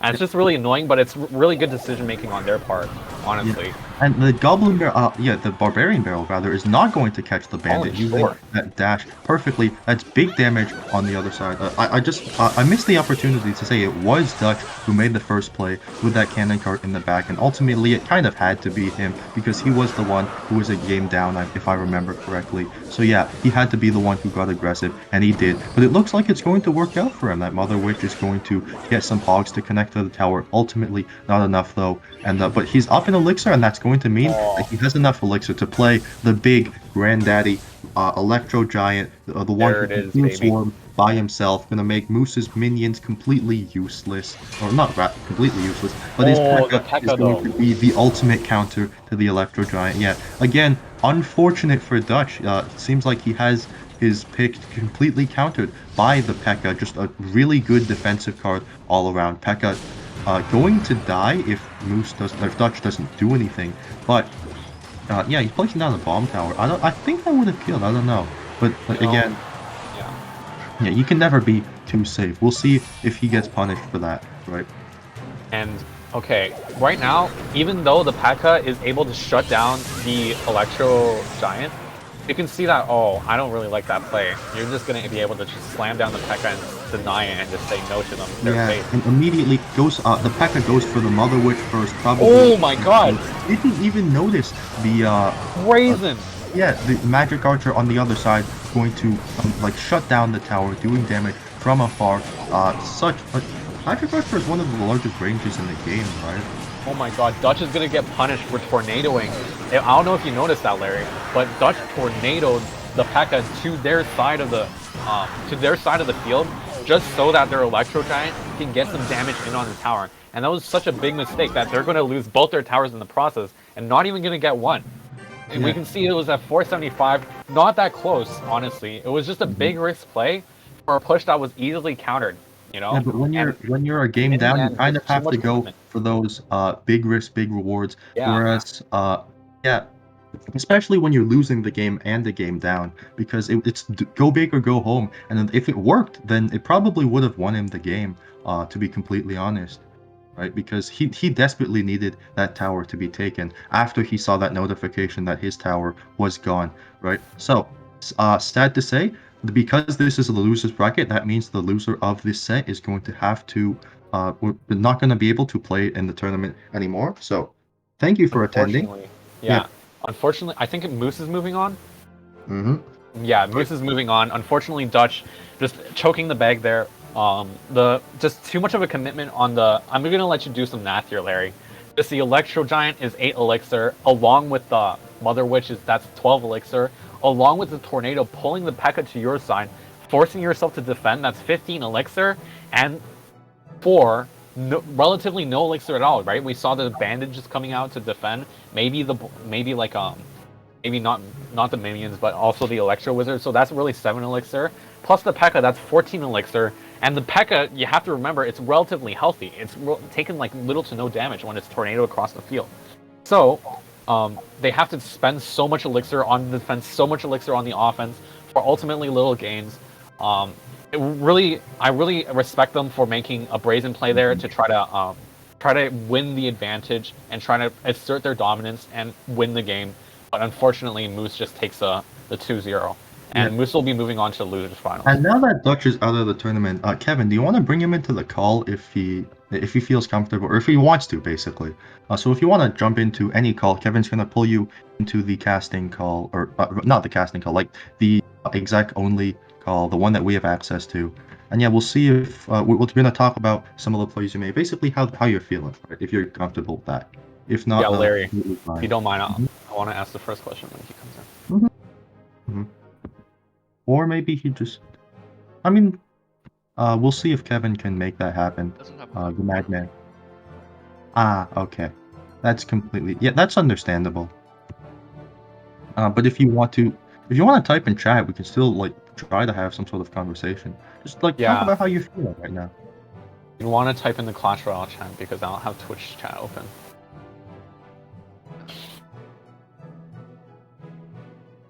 The question. Watch. Join Discord voice channel. They don't want it. That's all well and good, right? But I don't know what the next match is. Is it going to be? Are we going to see winners round 2, or we have to, right? Because there's nothing for losers finals. The second player hasn't lost yet. What am I saying? Yep. So next, it's going to be the other matchup that we haven't seen yet. It's going to be Logbait Expert, the man running 2 Logbait decks in his arsenal, versus I forget their names. Let me check really quick. I need to pull up. Versus the man who's at level 14 and has an Archer Queen. So let's see how that matchup goes. That's an Archer Queen. Let me see here. Let me navigate to that. Sorry, I have all the decks on my phone right now. Just navigating, just swiping. All right, so it's Swordfish against, I believe, Royal JJ and Jonathan. So we actually didn't get to see all of Swordfish's decks. He has that Golem deck in the back pocket, ready to wreak havoc. Yeah. Yeah, Larry, I don't know if you know this, but that's actually a pretty classic deck. Just the Golem Night Witch just inspires fear in my heart because, as you know, I'm a Balloon player, and the deck I particularly use, I don't know if some of the viewers might recognize this name, is the Pompeo Inferno Dragon Loon deck. where really you don't have any splash damage at all other than a zap and a fireball. And against the Night Witch, that's just a nightmare. You're just gonna have the bats eating away at everything. You're just trying to swat them away, but you're on the ground, and that sucks. And because you don't have any area damage, and your Inferno Dragon is picking them off one by one every minute, and it's just kind of sucks. So same deal, both players are going to sit at 10 elixir, but the first move has been made for Swordfish extremely aggressive, going to go straight out with the Lumberjack and the Balloon, and it's going to work out. The Balloon is going to get a shot off, and that Dark Goblin is going to get placed, but just to die.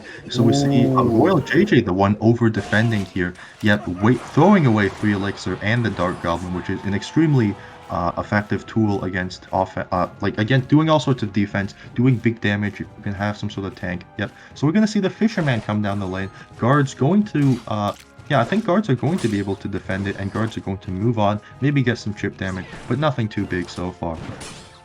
Yeah, the Dark, you're completely right about the Dark Goblin.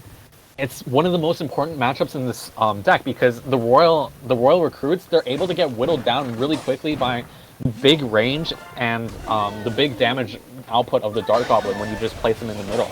The Royal Recruits are usually just too slow to reach Dark Goblin, and you can see right here, there it is, the Dark Goblin just in the middle, just whittling away at every single one of these recruits, just not taking any damage at all, in his comfort zone, in the groove, you know?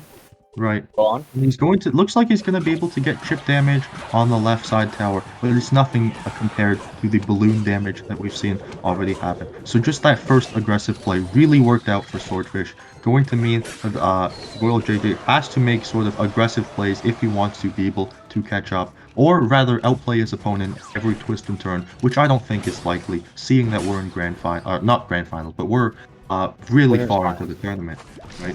So yeah, looks like the balloon is going to come down again. The rocket is going to hit both the balloon and the musketeer. That's good value. Royal Swordfish agrees, gonna have to say well played.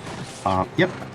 And we see that yeah, we're going to see a really smart play from, I think, Royal JJ, using the Prince to kind of tank for the Princess, so the Princess can continue doing what it does best, getting that chip damage in, or rather forcing out the Lumberjack that Swordfish probably wanted to use to enrage the balloon, right? Yeah. So, really smart plays all around. Go ahead, Alan. Now that we're looking at this matchup in more detail, we can see that the rocket always denies the balloon. There's nothing against that. The rocket always denies the balloon. There's no miner to try to tank it again.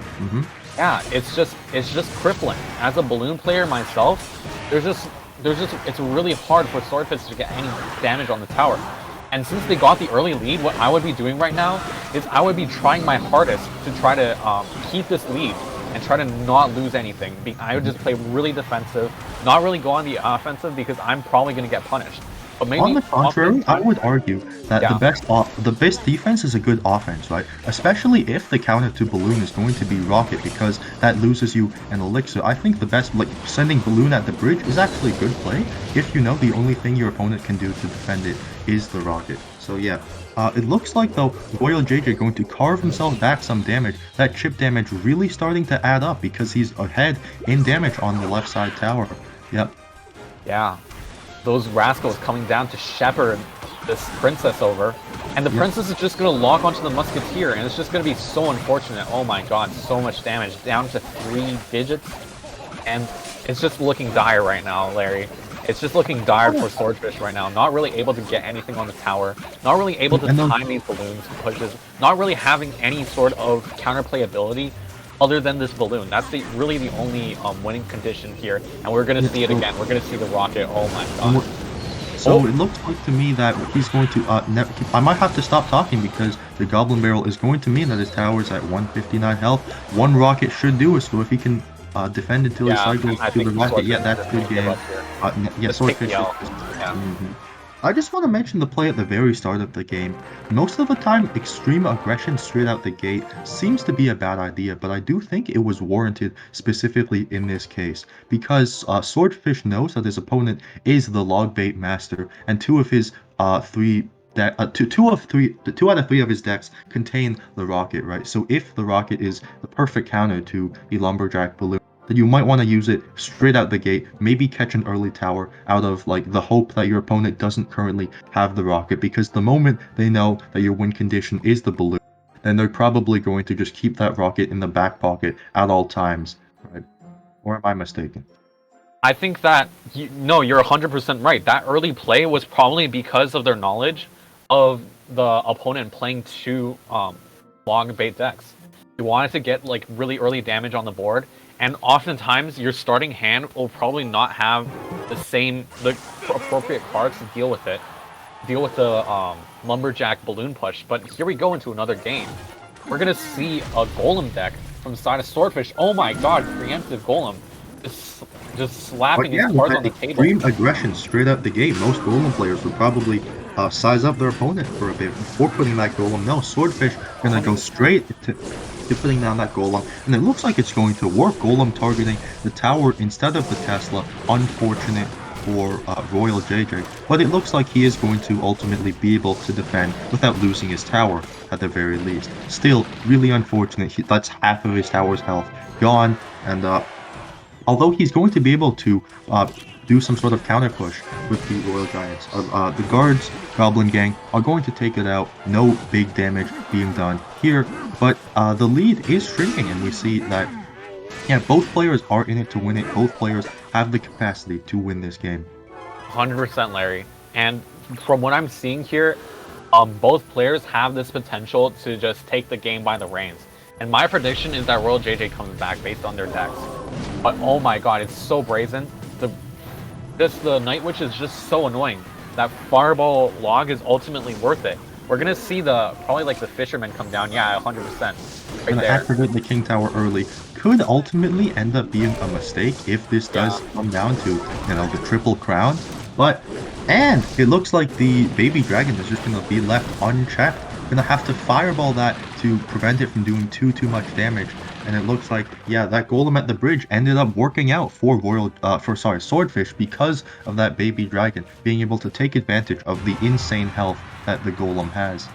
Ultimately, we see that Royal JJ's deck is woefully unprepared for like a Night Witch, because ultimately what you're gonna need is really precise coordination to probably like drop your like Dark Prince on the Night Witch when it comes to your side of the board, and at the same time put down an Electro Spirit in order to try to catch those bats as she dies. Right? We did see what was probably the main push of the deck, being Royal Giant Dark Prince right there. Ooh. And it did work out. It forced Swordfish to put his goblins on the other side of the map, rendering them effectively useless. But at the end of the day, he's ultimately able to defend with the combination of the Mega Minion and the Night Witch. And I'm beginning to see the reason that this Golem deck was meta for the longest time.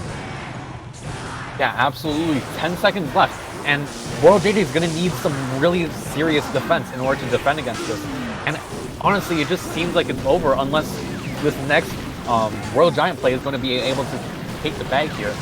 And you do have to keep in mind, because Royal Giant is rained, you always have to be on the lookout. Oh my god, that's game-changing. Just charge in and deal big damage. And it looks like that's what Royal JJ is trying to do. Royal Giant gets a single shot off, but now damage is more or less even.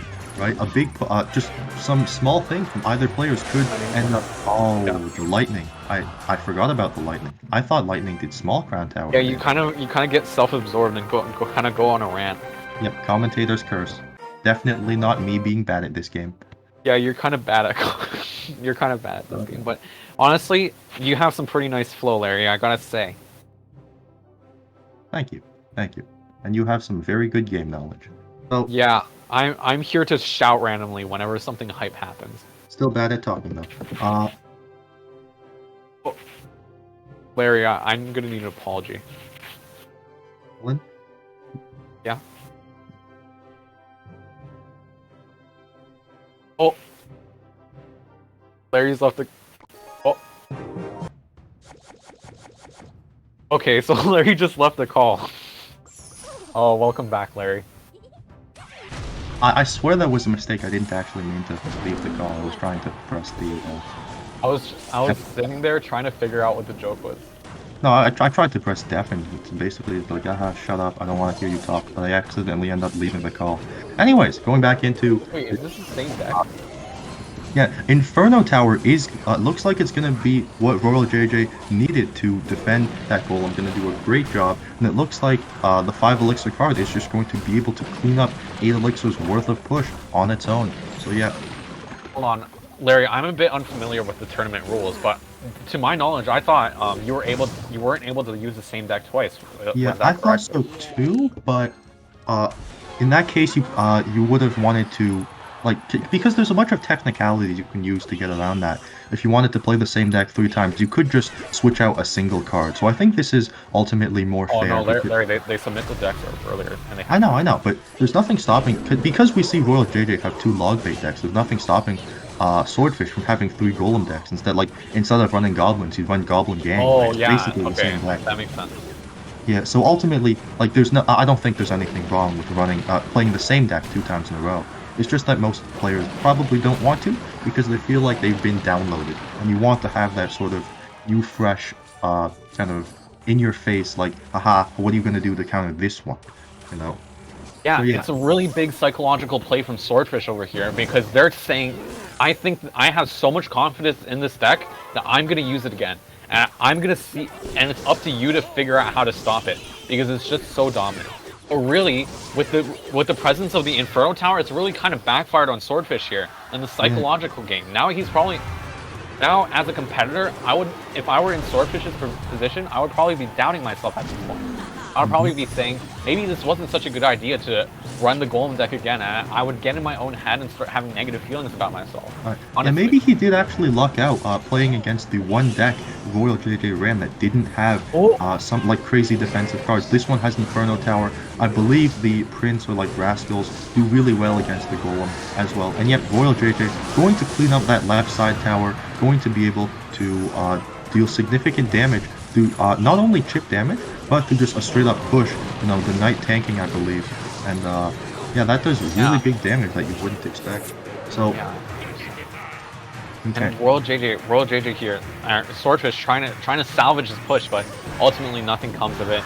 It's already too late. Pushes for the Golem deck are already too big. And looks like it's he's already given 10 up. He seconds knows left. the Golem can't even get to the tower in the time that he has left. Yeah, and the game is going to go to Royal JJ. So yeah, we're going to see a Game 3 in this tournament. We don't know what decks that players are going to use, although I suspect that Swordfish is going to switch off his, Golem deck, because he saw just how hard it got countered by the Inferno Tower. Yeah, he's probably going to. He might go for the 3-time, honestly, because as like a really psychological nerdy player, I would go for the 3-time to say, aha, you juke yourself out, and now you don't have the Inferno Tower, and now I can push my Golem deck all the way to the end and win right now. So really, there's a psychological battle going on that's sort of in Swordfish's favor, because based on the other decks that Royal JJ has brought, there's 2 bait decks, and only one of them has the Inferno Tower, right? And only one of them has the potential to kill that Golem. And the other deck, I think, is the Electro. I think it's the Electro Giant deck, if I remember correctly. No, it was the Royal Giant deck that he brought out in the first game. It's the Royal Giant deck, yeah. And he could bring out the 3rd bait deck, and it does have potential to stop this Golem because of the Prince over here. But I'm looking at the decks right now, but the Prince ultimately probably not going to. I've been forgetting to do his job. Click on the I button. Not really gonna matter, and we're going to see both players stalling it out again, leaking massive elixir. Are we going to see a repeat of? No, we're not going to. Yep. Oh my god. Offensive plays being made all around, but Royal sorry. Wait, who playing? Moose? What's going on? Moose? Huh? Were we mistaken last time? Oh, they won twice. I'm so. Right. No, because it got mixed up because the players, I think, switched around. Because I keep thinking like bottom player, top player are the same person. So yeah, going straight into, I believe this is losers finals then. Yeah, this is losers finals. Swordfish, actually. Wait, hold on. He's playing his aggressive deck that running Bandit at the bridge, Battering Ram at the bridge, but unfortunately Moose is running the kind of punish heavy log bait deck with the Minitecker, specifically really good at countering Battering Ram and the Hog. I don't know if it's good against the Bandit, but I think it will ultimately end up proving good for him in this specific matchup. Larry, hold on. I just need to clarify for a moment. I'm pretty sure Moose still had to fight the loser, which was Royal JJ, right? In the losers final. Didn't Swordfish lose? Oh, I thought Swordfish had the Golem deck, right? I don't know that. Maybe they messed up. Yeah, Royal JJ. Oh, never mind. I think I'm mistaken. Yeah, Right, Swordfish lost that one. Yeah, I'm sorry. Okay. It all kept blending together. Yeah. Yeah. So we're really on track here. Now that you say it, I actually don't know what's going on, but I do know that there's a match of Clash Royale to be commentated, and it looks absolutely, Larry. That Inferno Tower is going to be able to take out the P.E.K.K.A.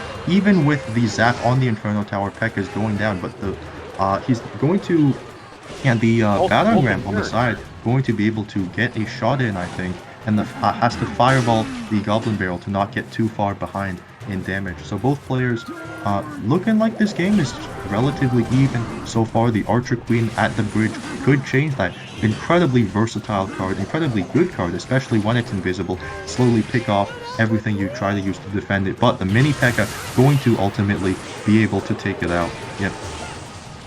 Yeah, and it's just all a game of smoke and mirrors from the side of Swordfish here. Really living up to the name of bridge spam when they're using this deck right now. Just going for counter lane aggression, both lanes just having a ton of stuff that requires a lot of Moose's attention.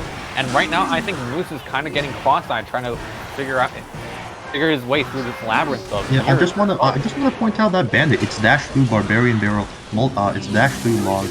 It's done crazy work for Swordfish, but we're going to see Moose get the one-up on him in terms of damage because of that is crazy offensive card. Yep, and that is offensive Inferno Tower. Yeah. Actually working out rather well for him, surprisingly. That's not a play you see often, probably it's only good in niche scenarios, but it worked out for him here, so I'm not going to complain.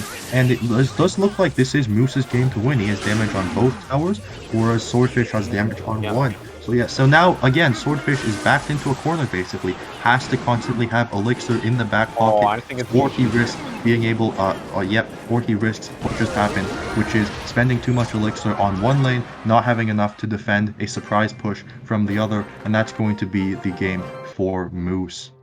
I think that was a very scrappy battle. A lot of offense from both players, not very fantastic defense. We saw the pressure from both players was amazing. We saw, oh, now all the troops are on the top side of our screen.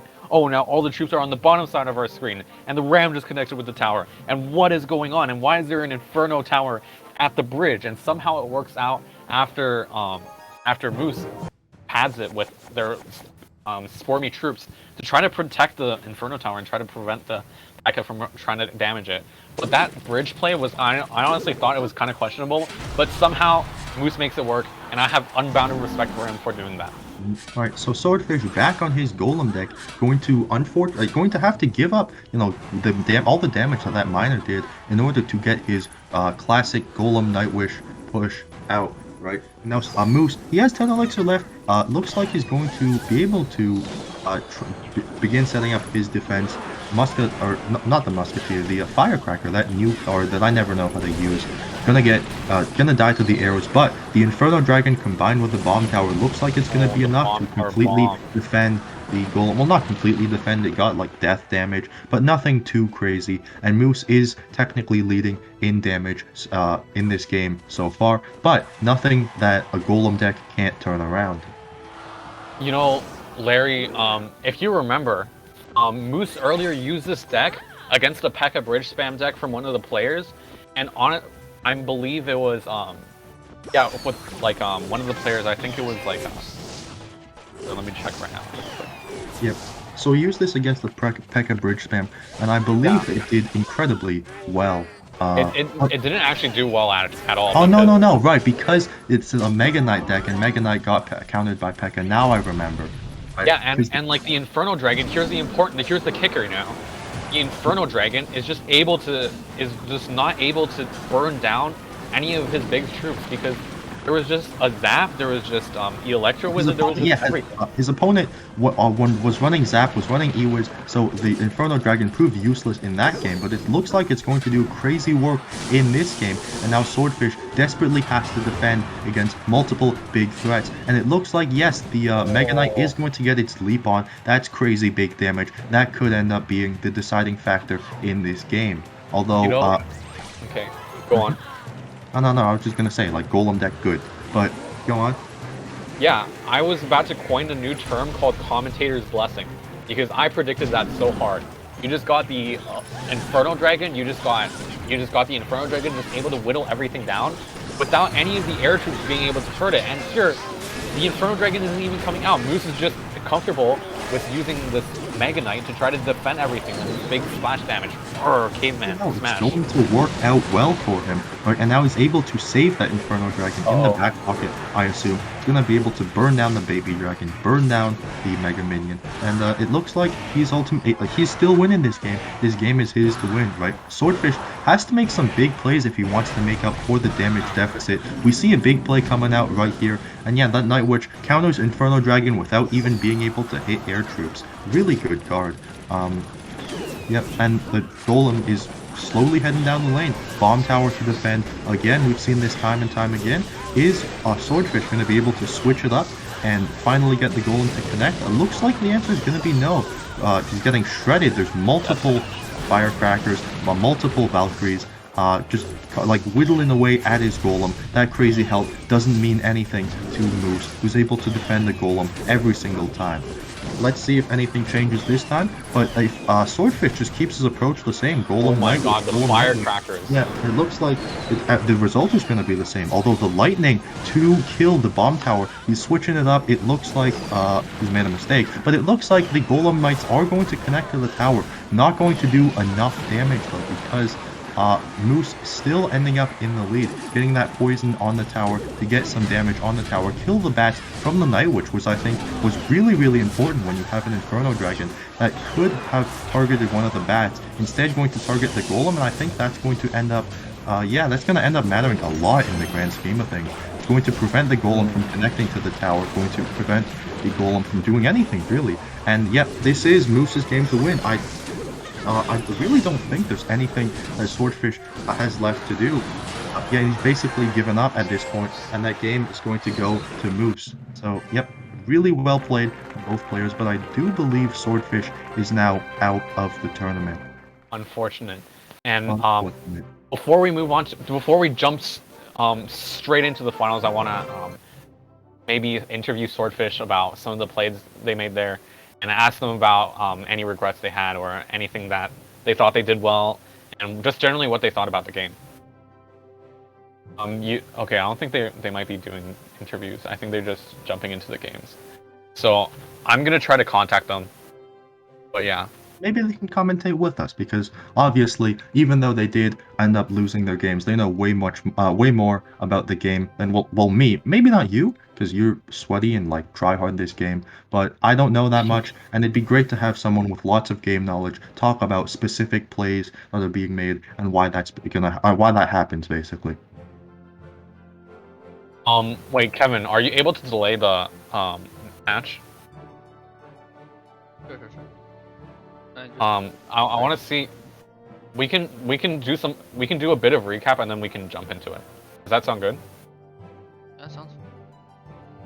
All right. Okay, I've tried to contact Kate and Swordfish over here, but yeah, let's just get a recap of what we've seen today. Hey, welcome to the stream. You're live right now, and we want to talk to you about how the tournament went for you, basically, and what your thought process is. Or firstly, what are you feeling right now? Disappointment, surely. Well, okay. Well, that's sure to be felt in any tournament, but you did a very good run there. You had some really good moments with the Golem deck, and unfortunately, in the end, you just weren't able to counter the Inferno Dragon. But tell us a little bit about how you felt in those last two games. Golem is actually the deck that I use in ladder. The only thing is that when I was playing it, I was running into a lot of hard matchups. Like when you were previewing the decks, I noticed there were a lot of Inferno Tower decks, as well as an Inferno Dragon deck, but I thought maybe if I could get a good enough lightning against the Bone Tower Inferno Dragon, I'd be able to take a tower, maybe two. But I think that Moose played defense very well, very carefully. He was alternating the defense, sometimes it's Bone Tower, sometimes it's the Inferno Dragon, and I kept holding my lightning for so many of those pushes. Because I was expecting one or the other to come. So unfortunately, I was not able to break through. Don't think my golem deck was too good here. I don't think I should have ran 3 beatdown decks, because all of my decks, you take tower with one nice push, but I think if I practiced a little bit on one of my control decks, I think I've done much better. Yeah, okay. That was good analysis there. And I just want to move on to like one of your decks that we didn't see in the last match, which was your balloon deck. And I found I really enjoyed that balloon deck. I think it has some weaknesses clearly to the chip deck and the log bait deck, but obviously it fared really well. It had some really nice synergy, and I just wanted to ask you about how you felt about that deck and how it felt during the tournament. Originally, when Golem got nerfed twice, 2 patches in a row, so Clash Royale does their balance changes every 3 months, and it was nerfed once, and then it was nerfed again, and then they nerfed Night Witch, so unfortunately the deck isn't as good as it once was, my Golem deck, so I created my Lumberloon deck when when Royal Hogs, Royal Recruits, they were all really big in the meta, so I decided to make this deck. And I altered it a little bit, just so that I would fare better against ladder players. Still, not really high level. Originally, I was using Baby Dragon instead of Musketeer, but I really needed that high damage output, so I switched it from Musketeer to Slickin. But yes, I do really like this deck. The only reason I didn't play it is because, Moose was using, double building, and he had a lot of good counters. So I was really worried about using Lumberloon because it's really bad against decks like Logbait, where you have the Inferno the Inferno Tower and the Rocket to counter the balloon. It's very hard to get damage. Okay, now just jumping back to that last game there, do you feel like you had any if you had to play it differently with the Lightning and the Inferno Dragon, what's one thing you would have done? What's one big thing that you would have done differently?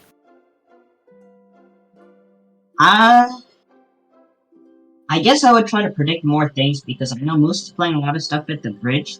A lot of his defense at the bridge. He does that, just so that he doesn't get like a lot of spell damage on the tower and spell value, so that you can lightning both this and that. But lightning has a really good radius, and I think instead of focusing and trying to get damage by lightning the tower, I should have just lightning the bomb tower a couple of times, let the golem get a hit, maybe death damage, and I think that could have changed the game. Or maybe just gone the other lane. So I think a really good play most of the time, when you're in doubt about going one lane, just go to the other lane, and your opponent has to defend there. Eventually, it really spreads out the game. Alright, thank you so much for your analysis, and that was a really good run there. Despite coming like 3rd of 4, it was still a really good run there, and a lot of your decks were really good. Coming 3rd or 4th. This was a tournament through, like, you can claim that you're one of the best players in the school, and now you have something to back it up. Now people can't just point and say, haha, you're over-leveled, because you made it all the way to, 3rd best in the school. So, really proud of you. 4th Good job. best, because nobody's better than me. Yeah, so when I was going against Jonathan, I was actually really worried, because if you didn't know, he actually taught me almost everything I know about Clash Royale, as well as one of my other friends. He is also the leader of the clan that I'm in. It's his clan. And I've gotten a lot of skill through just 1v1ing him and my other friend just over and over and over again. Although, every time I 1v1 him, I always lose. So I was really happy with his performance. I think he really showed up today, and I did win one match, which I'm really happy about against him. Okay. Right. So I assume you'll be cheering on your master from the sidelines now. Yeah, I don't mean to bring up Jonathan, but if you look at his profile, you'll notice that one of his best seasons, he got 6,600 trophies, and I was there. I was in the clan. I was cheering him on as he grinded up to be top 200 in Canada. So, oh my god, it was quite the run. back when he used to use his giant Sparky deck, unfortunately, it did get nerfed quite badly, so he hasn't used that deck in quite a while. But it was a good run. It Yeah. was indeed. Thanks for That's sharing crazy. this lore. Yeah, thank you. And thank No you for problem. joining the tournament. It was great. Thanks for joining the call, obviously. It was great talking to you. But now we're gonna have to move on to the final stage of the tournament. Yeah, So, thank you so much. All right, thank you. have a good night. Alright. That's about it. I think we're about to move into our final stage of the tournament. So, for now, let's look at the decks of these two players, because I think they were... I believe they were matched up initially, or am I mistaken? Moose and World JJ. Musa was matched up with Swordfish initially, so yeah. So that last match was a run back, and Moose able to take it over Swordfish and able to get revenge. But yeah, just a quick recap of the decks. We can see on World JJ's side, he's the one using both the log bait decks. He's the one using the two log bait decks with Rocket and the log, and just a lot of powerful pressure that it's really hard to ignore. And on the side of Moose's, we have some really special decks with like the minions in the P.E.K.K.A deck, and the Inferno Dragon, and with the Inferno Dragon deck, along with the Minor Poison, along with the Mega Knight. So a lot of versatility there, and really unique. I really like it. And we see on the far left over there, Moose's really unique take on log bait deck, the classic log bait deck that usually runs Ice Spirit and Knight. Now, with their adaptation, it's Mini P.E.K.K.A and Ice Golem. And I just want to say, in a tournament setting, that might actually be the optimal play, especially when you factor in the fact that nerves are going on. A lot of the time, you might not be able to focus on, the other side of the screen, and and that matters a lot, right? If you let a Knight slip through and get a shot in the tower, no big deal. If you Mini P.E.K.K.A slips through, gets a single shot on the tower, that's crazy huge damage. Right? Yeah, that's a good point. And I think that even though Mini P.E.K.K.A is one of the best cards on defense, I think that it does have some offensive potential at some points, as Larry says. And I'm not sure if we're going to be able to see it in this matchup, but if we are going to see it, it would be a real treat to see it. It will be a real treat to see him really use the Mini P.E.K.K.A to his advantage. Okay. And now, Kevin, can you pull up the bracket? I kind of want to talk with that as the backdrop. All right. Okay. Okay. All right. So now we're going to move on to, I believe this is Grand Finals, right? This is Grands, and if Moose is able to win, unfortunately, he'll have to run back the best of 5 again. So we're going to be here for like an hour.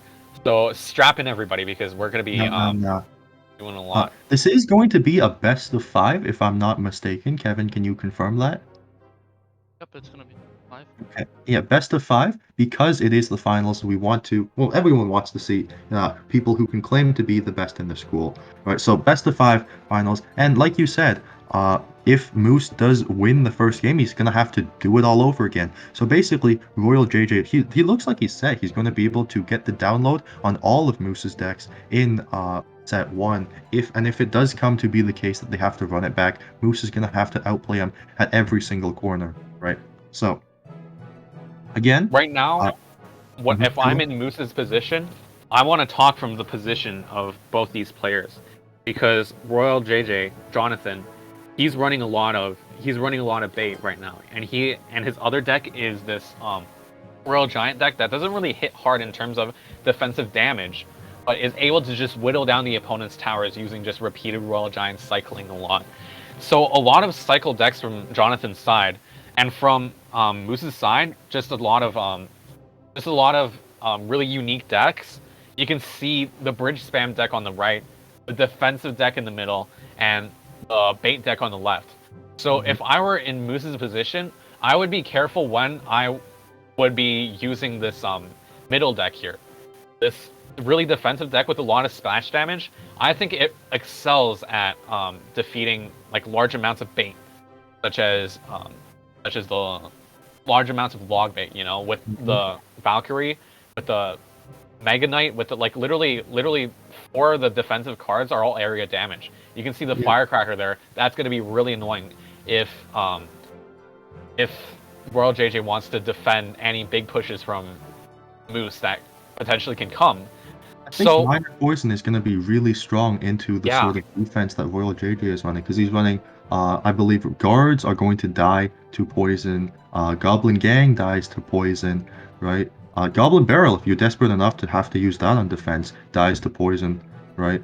So a lot of the things that he is going to that he's used to doing to defend aren't really going to work out in his favor this time around.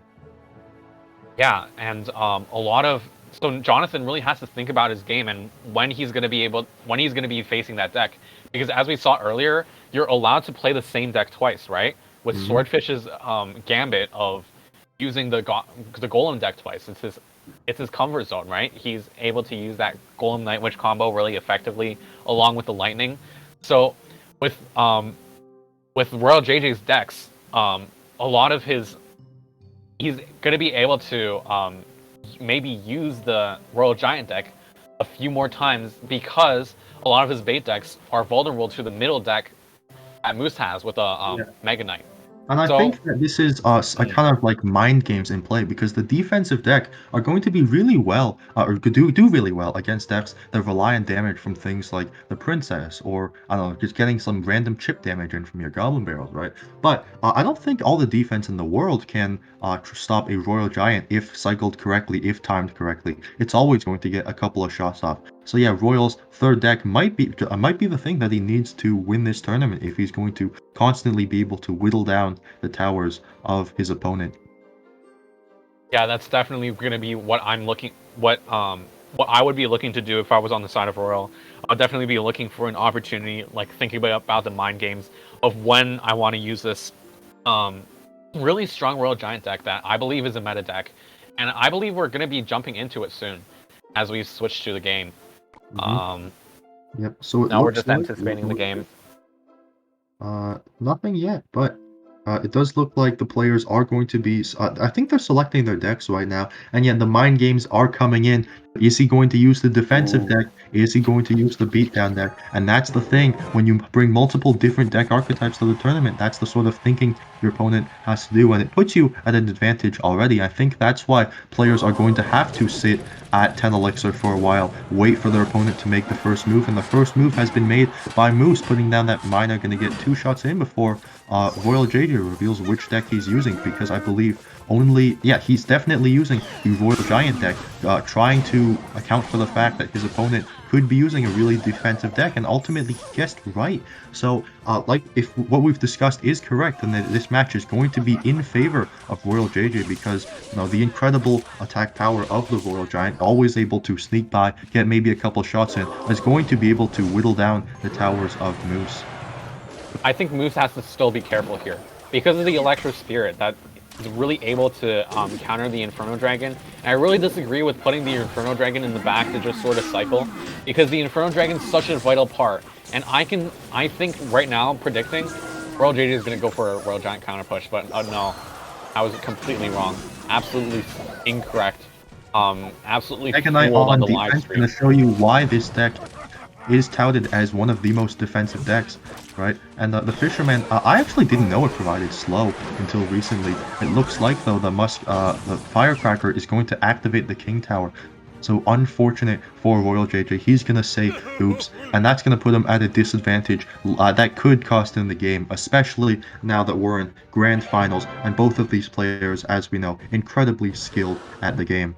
Yeah, and even though the King Tower activation comes out, I don't think it's really important for a lot of what Moose is playing. Maybe it denies the Minor Poison cycle if Moose wants to play a really defensive archetype. But unfortunately, getting the damage lead early, getting the 700 damage over Royal JJ, the Electro Spirit's gonna shut down the Inferno Dragon, but unfortunately, I don't think the Royal Giant's could be too long for the squirrel over here. Yeah, and what we see, what you just talked about, the fact that the Inferno Dragon being one of the most important cards for Moose, that comes into play because it just absolutely shuts down the Royal Giant. It's not the Princess. It can't attack from outside of your lane's range, or your side of the half. It can't attack out of its range, right? So it still needs to walk over, and in that time, the Inferno Dragon can do some crazy things. But it does look like Moose is going to have to put down a desperate bomb tower to prevent too much damage from being done to his tower. Going to work out for him because he's still up in damage based on the constant cycling that his minor poison has been doing. Right? And it looks like everything is going in his favor. I would argue that the minor poison is sort of excessive right now. Because really, if you think about it, what does the poison hit? Maybe kills the skeletons, and maybe does some shit to the Dark Prince, but really, it doesn't really do much. So if I were Moose right now, I would retire the poison to use defensively. So that if there's like anything, I would, in fact, I might even retire the poison entirely. Because I just don't see a use for the poison right now. There's just nothing on it. I'm gonna have to disagree because as we see, he's never actually been punished for it, right? Especially because you seem to underestimate like how much damage skeletons can do. If the miner can get like 4 extra hits because the skeletons die straight off the bat, I think that could be the thing that that adds up over time. And if you're trying to win by chip damage, that could be the deciding factor for who wins the game. That's actually so you can't just look at the elixir values. Yeah. You actually be right. And now that I'm looking at like the Tesla, I think evaluating Tesla, it might actually be an important factor here. Royal JJ is just not able to. Oh my god. And he has, he manages to get down two Royal Giants. Yeah, but if he can't kill the Inferno Dragon, it's just gonna absolutely tear through those massive Royal Giants. Because the Inferno Dragon, that's a specialty, right? Just tearing through huge health, minions with huge health. And I'd like to mention, Larry, you're actually correct about it. And Royal JJ is going to leak a lot of elixir in his indecisiveness. Yeah, you were actually right about the poison. Just able to take down the Tesla and able to force Royal JJ to spend a lot more on defense. And so far, we've seen a lot of overtime, and that's because of we've seen a lot of overtimes in this tournament. And that comes down to these decks being really close and being really good defensively. We see both players are just able to just assert their power defensively, and it's going to be a good game because the poison does 2-on-1 damage. Right, Snowball, it's going to take out the tower. And that's game 1 to Moose. Wow. Amazing. Moose's form at the start of the tournament was kind of questionable, you have to admit, because putting the Inferno Tower at the bridge, sometimes just putting the P.E.K.K.A in front of the tower to defend against 3 Royal Recruits, it was sometimes questionable, but now he's bringing his A game. The real defensive power of this deck is coming out. That big, the big Mega Knight, the big Valkyrie, and the big, most importantly, the Inferno Dragon, just able to whittle down everything. It's just, I'd just be excited to see what Royal JJ has as a counter to that, and what's going to happen in this next game. Because contrary to what I believed, good defensive decks don't necessarily do that well against aggression, right? Anyways, moving on, Royal JJ has switched over to one of his 2 log bait decks. We still don't know which because never mind the one. Yeah, running Ice Spirit. So it looks like it's going to be the more classic version of this deck, right? One that he's probably really experienced with. It's been around for years, but that also knows that his opponent knows exactly how to counter it. His opponent, Moose has stayed with the minor poison that's worked for him so well, and it's going to work for him, especially if his opponent uses things like Goblin Barrel, Goblin Gang to defend against his push, right?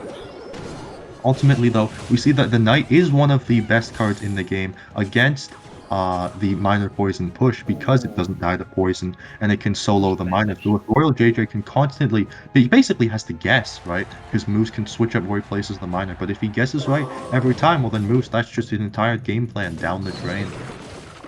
100%, and Moose right now not really able to defend well against this Goblin Barrel.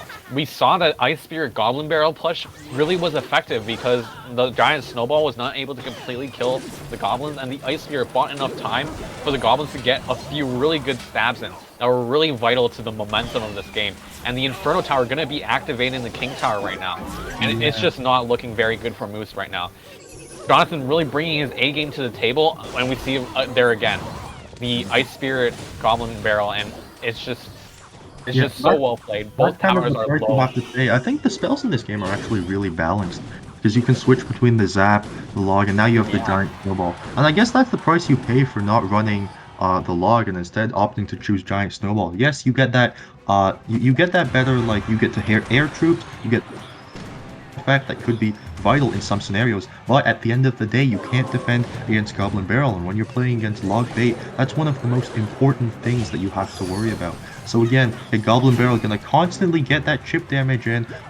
Royal JJ, he's actually going to even be able to kill the what's it called, Firecracker with the Princess in one shot because the Goblin got a damage on it, right? But we do see plays being made here.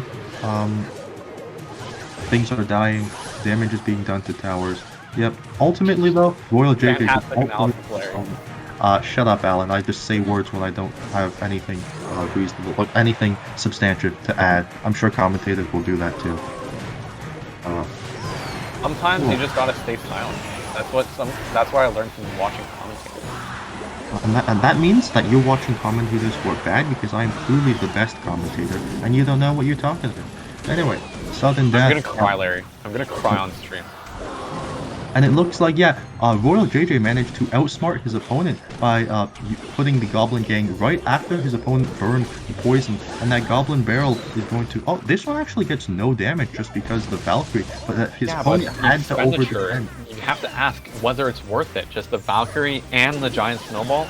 I think in this specific scenario it was worth it, just because his tower is at such a low hit point value that a single Goblin Barrel could be the thing that decides. Yet desperately having to use the Valkyrie, the Mega Knight, to defend a Goblin Barrel, and ultimately that's going to mean that Royal JJ has enough time to cycle to the rocket, take the tower, and the game is going to him. So we're going to go into game 3. I think the players are tied 1-1, and yeah, let's see if either of them switches something up and shocks us all. That was just a masterclass. Royal JJ recognized that Moose had nothing for the Goblin Barrel. They had the maybe the Giant Snowball, but nothing that was a hard counter that they could hold in their hand for a long time. And just because of that fast cycle, that not being able to put down the Valkyrie and the Giant Snowball, you did mention that it was a temporary solution that was really effective in stopping the Goblin Barrel from getting further damage. But what about the next time, you know? What about the next time that the Goblin Barrel comes down? We saw at the end of the game that Moose had to use a Mega Knight in order to deny a Goblin Barrel, not even completely. And that's what ultimately ended up costing the entire game there. Is the Goblin Barrel just able to get that chip down to rocket range and just able to win that game. Okay, and so we're going to see Moose sticking with his tried and true deck, the one that did him well the first time, but didn't do him too great the second time. I'm not too sure about staying on the same. Yeah, activate the King Tower. Moose is that crying log, right? But like I was saying, I'm not too sure about this whole sticking on the same deck thing, right? Because hold on, was that? I'm not sure what I just saw. Maybe I was wrong. Maybe if you time it correctly, the Snowball can't actually defend the Goblin Barrel. Yeah, it can. The Snowball is able to do that. Huh. Damn, why didn't you say so earlier, Alan? You're a bad person, you know that? Anyway.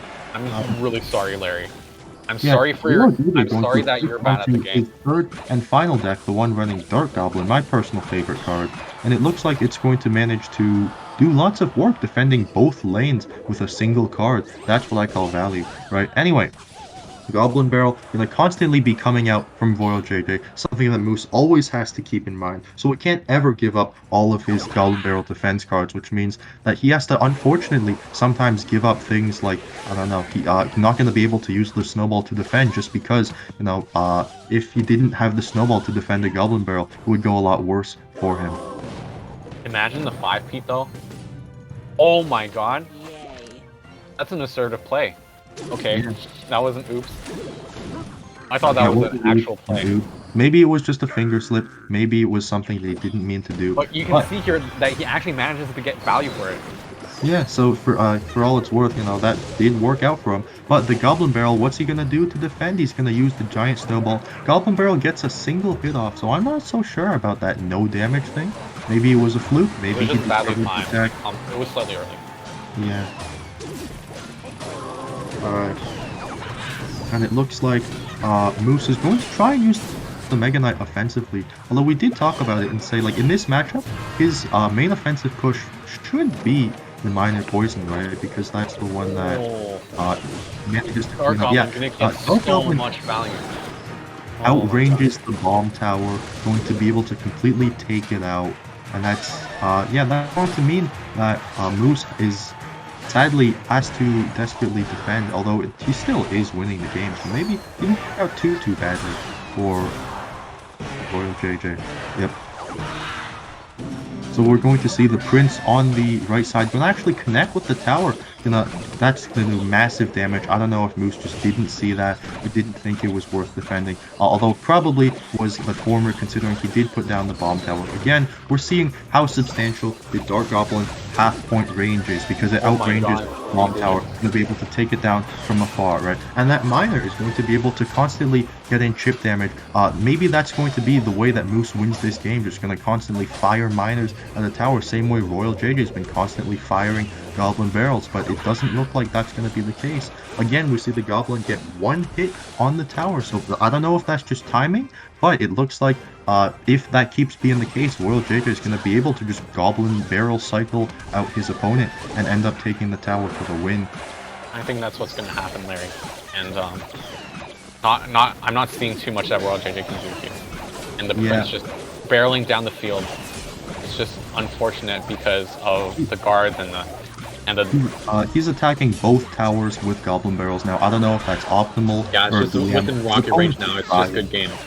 Yeah, this game's just over. But he's shown that yeah, his opponent poisoning the King Tower. There's just nothing he can do. Oh no, that was activated before from the Musketeer. But we do see the Goblin Barrel finally slipping through, finally able to win Royal JJ the game. So now, if I remember correctly, he's up 2-1, and taking another game will win him the tournament. He's absolutely ripped open the weakness of Moose's defensive deck that's worked so well across this tournament, which is that it's just not, Moose is just not able to time the giant snowballs correctly. So right now, if I were Moose, I would just retire that deck and maybe bring it back at a game 5 to try to bring it back as a trump card and catch him off guard at choosing the Royal Giant deck.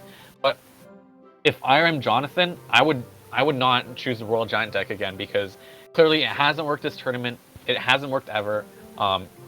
It's clearly just not a card that you're supposed to use in this matchup, and there's not a lot of utility that you can use against any of Moose's decks here that we've already seen. You know, the really defensive deck that we just saw, the P.E.K.K.A. Bridge spam one, and also the unique take on Logbait. None of those really present a really good matchup for the Royal Giant, mainly because of the Inferno Towers and Dragons and the P.E.K.K.A. Those three central cards just whittle down the Royal Giant and just deny it from having any impact completely. Royal JJ, we see him going with the tried and true classic Logbait. It's his final game if he wins it, so understandable why he wants to go with something that he knows is going to work, no matter what his opponent is running. And it looks like Moose is going to run the P.E.K.K.A. Bridge spam deck, which I'm not so sure about its defensive qualities. That we see the Giant Snowball again going to not be able to successfully fully defend the Goblin Barrel. I don't know if we're ever going to see it again, but if we don't, that could spell the end for Moose, just because he can't defend a single 3 elixir card. It's kind of crazy how close some things in this game are. And I kind of forgot how low, how little health Magic Archer had, right? He's gonna die to a single Princess shot and a log. Yeah, and a lot of this game comes down to really thin margins, because both our players here are really amazing players, top 2 in the school, honestly, behind me, of course. And a lot of these giant snowball timings, I usually miss them. I'm usually not able to really get the entire value of the snowball, and it's understandable why Royal JJ would want to go for something like this repeatedly, because Moose is not a pro player. Everybody's bound to make tiny mistakes like these. Yeah, and tiny mistakes like the one hit of a Goblin that's going to add up over time. So we see a desperate attempt at a push, the P.E.K.K.A. in the back, but we know that Royal JJ has that Inferno Tower saved up. So we know that, if the moment that the P.E.K.K.A. gets to the correct side of the map, it's not going to do that much. So I don't know if this is a play of desperation, or maybe he's going to back it up with the E-Wiz, but no, the crying log indicates that he just wasted 2 elixir, threw it into the garbage because his P.E.K.K.A. isn't going to do anything. So yeah, again, getting some chip damage off that Goblin Barrel, Royal JJ just outplaying his opponent at every twist and turn. You see him constantly being able to perfectly defend everything that Moose tries to throw at him, right? Again, this P.E.K.K.A. looks like it's going to just die naturally to the tower and the princess. The Ice Spirit there to confirm that happens. And yeah, this is absolutely, this looks like his tournament to win. I just don't see any way that the Moose brings this back in the 20 seconds that he has left. And he's already given up. But he's fired his Giant Snowball at the King Tower. Yep. Pack it up, go home, tournament over. Royal JJ is your Clash Royale school tournament champion. Yeah, just a really nice masterclass of using the bait deck coming out from Royal JJ. And unfortunately, Moose was not able to bring a lot of decks that were really able to respond to that unless he used his own bait deck. But then again, it would be a battle of bait deck versus bait deck. And I think Royal JJ has proven so far in this tournament that a bait deck is his A game. And if you're going to be playing an A game against if you're going to be playing somebody's A game, you better be also on your A game as well. Right. So yeah, looks like that's just going to be it. No need for the second set. Royal JJ is completely showing his dominance, showing why he's, according to Caden, one of the top 200 Clash Royale players in Canada. Really, really impressive, and really a really good display of skill all throughout this tournament. So now that the tournament's over, why don't we get them into the call and talk to them like we did the other competitors? Kevin, would that be possible? Because I imagine they. That is. Things to say. Want me to bring? I mean, we can get both of them in, right? I think it'd be good to have them kind of talk to each other, and we can kind of compare and contrast strategies, right? So first, but both of you, it doesn't matter who answers. I just want to like figure out how are you feeling stressed, pressured right now? Is your heart pounding? Because was this tournament a big deal for you, basically? My blood pressure is so high right now. Yeah. I imagine it's the same. All right, so yeah, because everyone who's been to a tournament can attest that the later the tournament gets, you know, the higher the stakes are and the more likely you are to be stressed out. So with that in mind, let's talk about some of the plays that were made. Alan, you want to take over? Well, first of all, I want to get into I want to get into your emotions going into the last game. What were you thinking, and what was the strategy? What was like the main strategy that you employed to try to beat Moose? I know that that you used the Goblin Barrel a lot, and you understood that there wasn't really a hard counter to it. So, what were you thinking going into that last game when you're thinking about picking your decks? So going into the last game, like I was pretty confident because, I mean, if you look at his decks, the only thing he has to counter Barrel is that log bait deck, and so I decided to give my RG deck one more chance, and obviously it has failed me yet again. So I just decided to, play bait. I'm good with bait, and yeah, luckily I just got some good matchups, and that was that. Mm-hmm. Okay, so I want to mention the Royal Giant deck. I want to mention your thinking about why it failed so miserably and why it wasn't really able to get any traction during the tournament. Can you just explain a bit for our viewers why it's just not a good matchup against a lot of the other competitors? Probably because I'm bad with it. No, but like I think one of the main reasons is a lot of people were like running Inferno Dragon and lots of buildings and stuff, and RG actually got like that deck got nerfed like twice as well in the past season. It used to be really strong, but then I guess Supercell noticed that RG was getting too strong, so they nerfed it. Not blaming it on the nerf, of course, but I think it was just some unfortunate matchups. Either that or I'm just terrible with the deck. Mm-hmm. Okay. Also, I just want to ask: did you find this deck somewhere, or did you craft it yourself? Because I've personally never seen it before. The Royal Giant deck? Yeah. Yeah. I think I got it from somewhere. I might have added a couple modifications to it, but yeah, I definitely didn't come up with this one. Now, Alright, I want to pivot to Max. Commiserations on your loss in the grand finals there, but congratulations on getting second place. Now, I just want to ask you about one of your main decks that saw the most success, which is the Mega Knight deck. And me and Larry, when we were commentating, we were complimenting how well it was defensively, and the minor poison chip was just really riddling and unrelenting. And it was just such a strong deck. Just put an iron wall around your princess towers. So I just wanted to ask you, what went wrong in the last game there? Why do you think Jonathan was able to beat you out with his bait deck? Defensive decks, they're only defensive against some decks. There's like way too much types of decks. There's tank decks, there's spam decks, hog cycle. I specifically made the deck so that it should beat hog cycle. It should beat any tank deck, spam deck, but only loses against log bait. That's why I was debating between the snowball and the barbarian barrel, but needed the snowball for hog decks, like any air deck basically. So that's why. Right, so this tournament format really kind of making you make some tough choices that ultimately might not have been the greatest. Right. Yeah, so although, I do you wanted think to ask... suppose you put Barbarian Barrel instead of the Giant Snowball in the deck, do you think that the tournament would have gone differently? Possibly. I think one of my battles was very close. I think the second, like from my perspective, all the battles were really close. Because great plays by everyone. Overtime.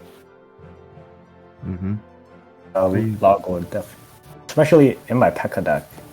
I got the Ewis to counter his Inferno Tower, so the log would help a lot. Yeah, and that was really monumental against the Inferno Dragon of one of the earlier players, right? So ended up working out well. Okay. So, So I just wanted to mention your P.E.K.K.A deck right now, and I'm seeing the minions, and I'm thinking that this is sort of an old school deck that, because of the presence of minions, isn't really present in like nowadays decks. Normally you'd have like a Royal Ghost there and something other than air defense. So what was your thinking when you put the minions there? Well, because when I was training with classic challenges, I was way too much Lava Hound decks, like way too much. So yeah, that possibly scarred me. That's understandable. Lava Hound decks are obviously really powerful and they really assert a lot of dominance. So that's about it from me. Larry, do you have any more to say?